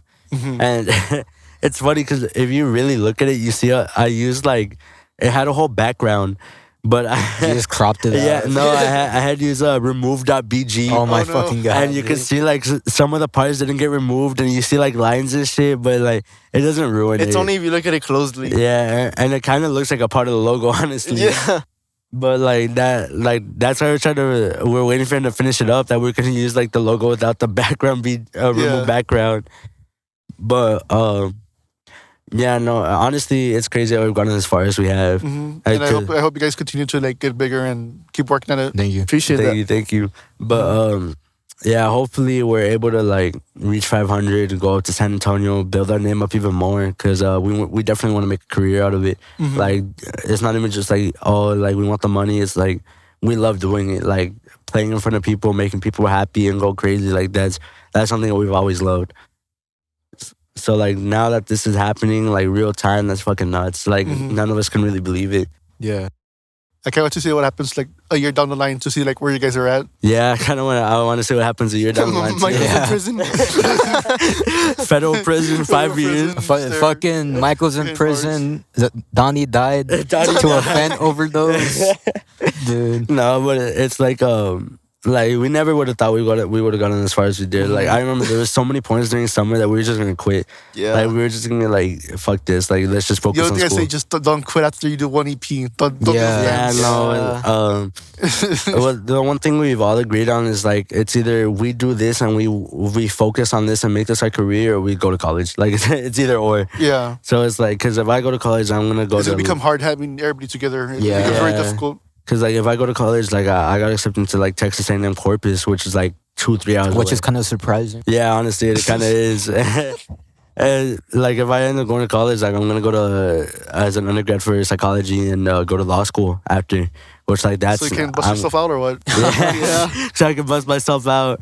No, it's if I do that, like I'm gonna have no time for the band. I want Yeah. to become a trucker. Yeah, I want to become a I'll be Chucky. badass. No, like I know, like we've all talked about going to college and like what we're gonna do, and we know for sure if we go to college, there's no time for this. Yeah. So it's Yeah. either we do this and we make this our career, or we like quit now and focus on school, go to college, do all this and that. Which like obviously we're all still gonna go to college, but like honestly our majors completely depend on what happens with this. Yeah. Like if this works out, I'm just gonna go to school for music theory, and Same here. and him Yeah, too. same. Like all of us are just gonna go to college for music theory. Like And- I've always wanted to do like study music theory in Yeah. general. So that's kind of what I've been wanting to go. If not, I'm gonna become a trucker or something. you know? Chucky. Yeah, that's the way to go. But it's like now we're trying our best to make it work out, and now it definitely is working out. I mean, we got fucking invited by Inconvenient Truth, which is like nuts.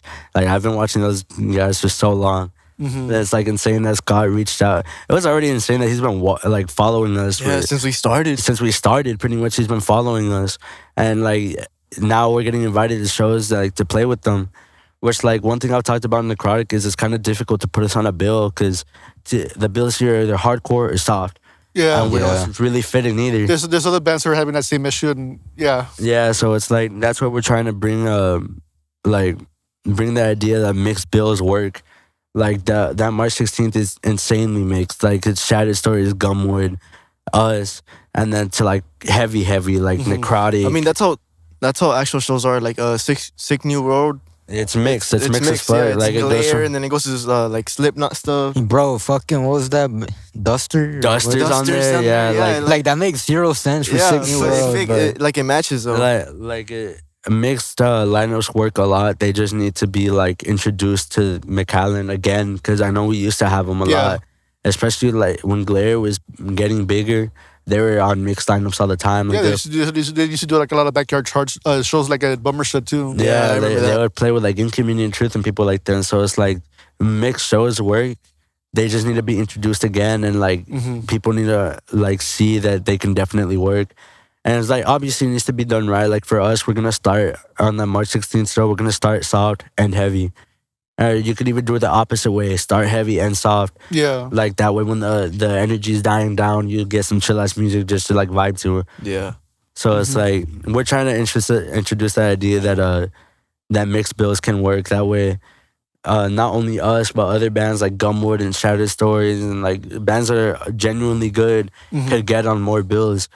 Because it is really difficult as a non-hardcore band to get on bills. Yeah.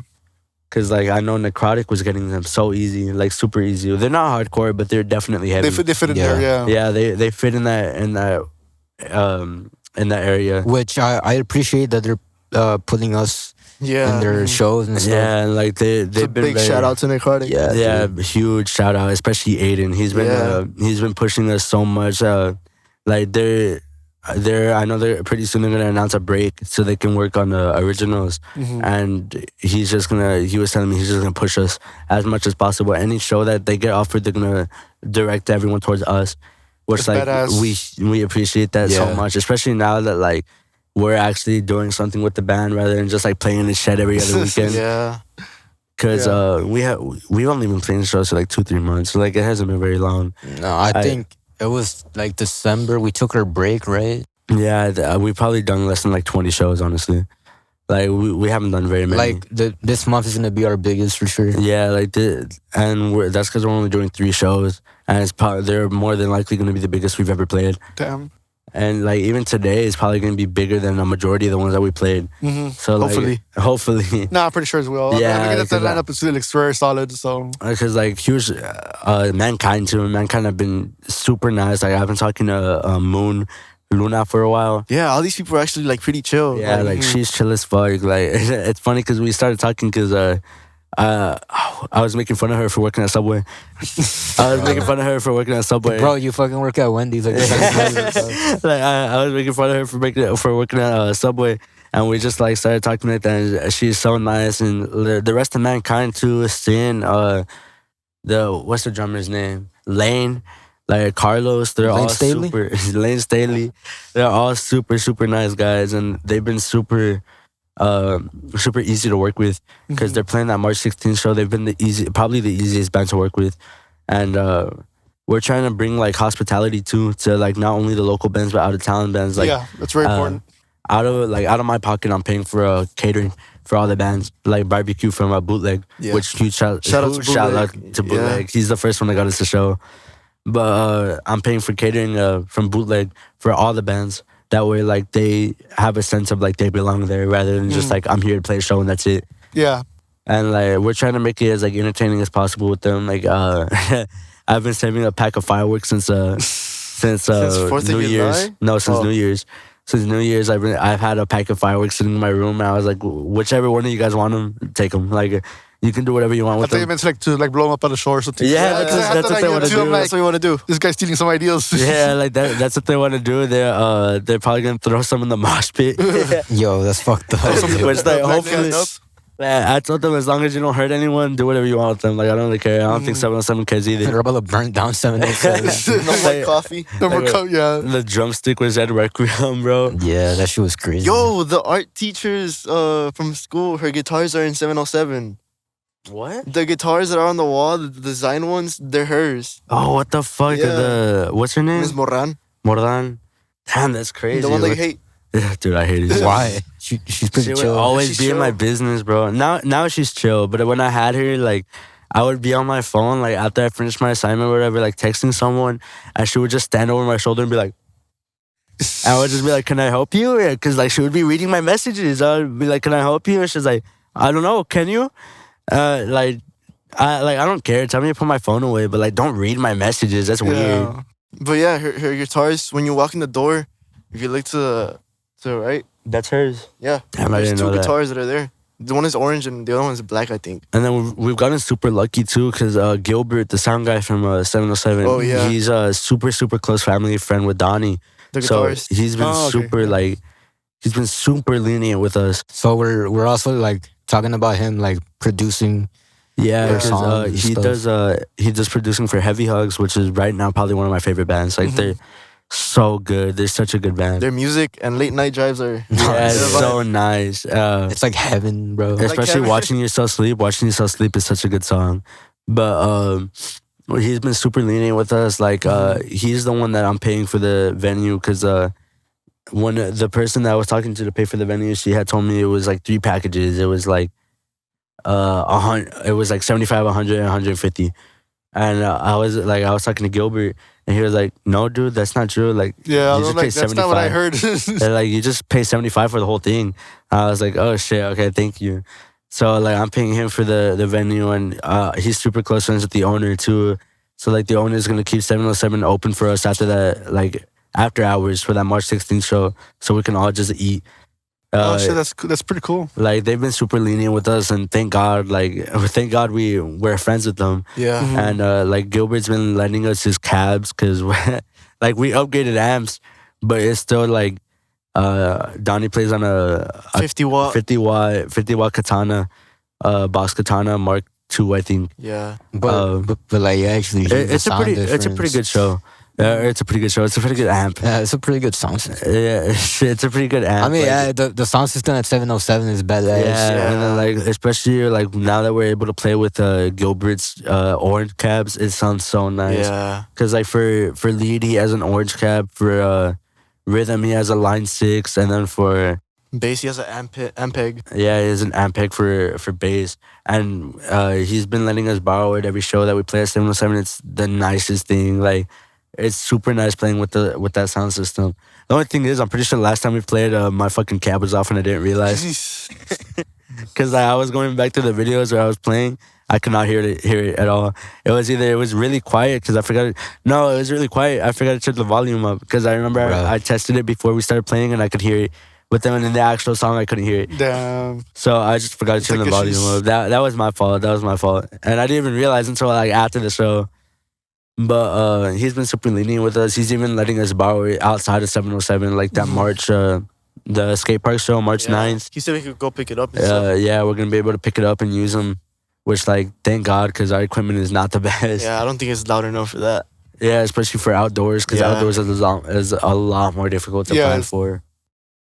No, but I mean, it's great. It's great that you have all that stuff coming together. I mean, I'm very excited for you guys. Honestly, like, Thank you. Yeah, we're Thank you. surrounded by positivity. Thank yeah, God. it's a very supportive community. I mean, Yeah. it makes me very happy to see that that people are being like supportive towards you guys, and the fact that you guys are also going to be supportive towards bands coming down to the valley. So I mean, it makes me happy. Yeah, and then like people are like, like we've gotten told, why do you promote so many other bands? Like you barely promote yourselves, but you promote so many other bands.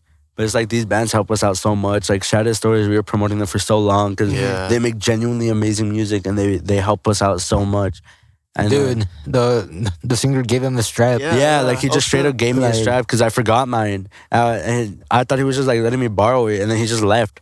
And then when I played again with him on that 707 show, I like tried giving it back to him. He was like, "Dude, just keep it. Like you don't want it." I was like, "I mean, shit, but it's yours." And he's like, "Nah, just keep it. Like it's cool." So like, we've been supported for so long. Even though we have not the biggest like following, we have a lot of support. Yeah, we have and a lot of it's really contacts. nice. It's really, really nice. Cause like Scott has been super nice with us. Like he's been joking around with us and stuff. He's been making us feel like we Homies. It's like homies. homies. And then like even Mankind, they joke around with us too. They Yeah. like, and that's because I don't really talk to any of them other than Luna. Mm-hmm. So they're all like, it's so much support. We're getting followed by like some of the biggest bands here, which is like still insane to think about. So like just the fact that people like our music even when we don't proves a lot. It shows a lot.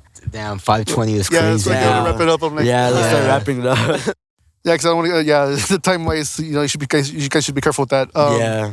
So basically, the last question I'm gonna ask is like, what advice would you give younger bands that are like barely starting off? I mean, you guys are still in your first phase as a band, Yeah. but I'm pretty sure there's some advice you could offer other bands that are taking those first steps. Don't be afraid.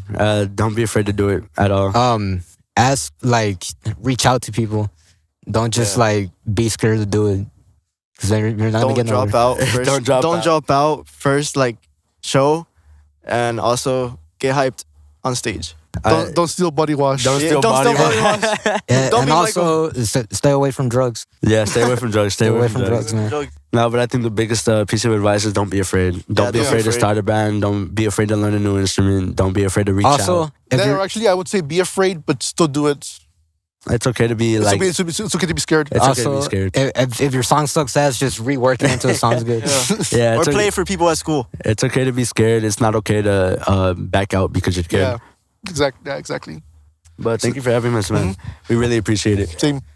Appreciate it. Right now, you can plug in like your social Thank media, or anything else you guys want to Oh promote. yeah, so, you can go for it. you can follow us on Instagram, Reverie_RGV, and what else do we have? TikTok, right? TikTok TikTok that we YouTube. barely use. TikTok, YouTube. You can follow us on all our social medias, and you can catch us March 9th at the Mission Skate Park, and you can catch us today, March 2nd at It's gonna be too late. Yeah, It's gonna be way too late. Yeah, you can catch us March 9th, Mission Skate Park, and March 16th with Victim Blend at 707. Well, thank you guys for watching, and I'll see you guys in the next episode.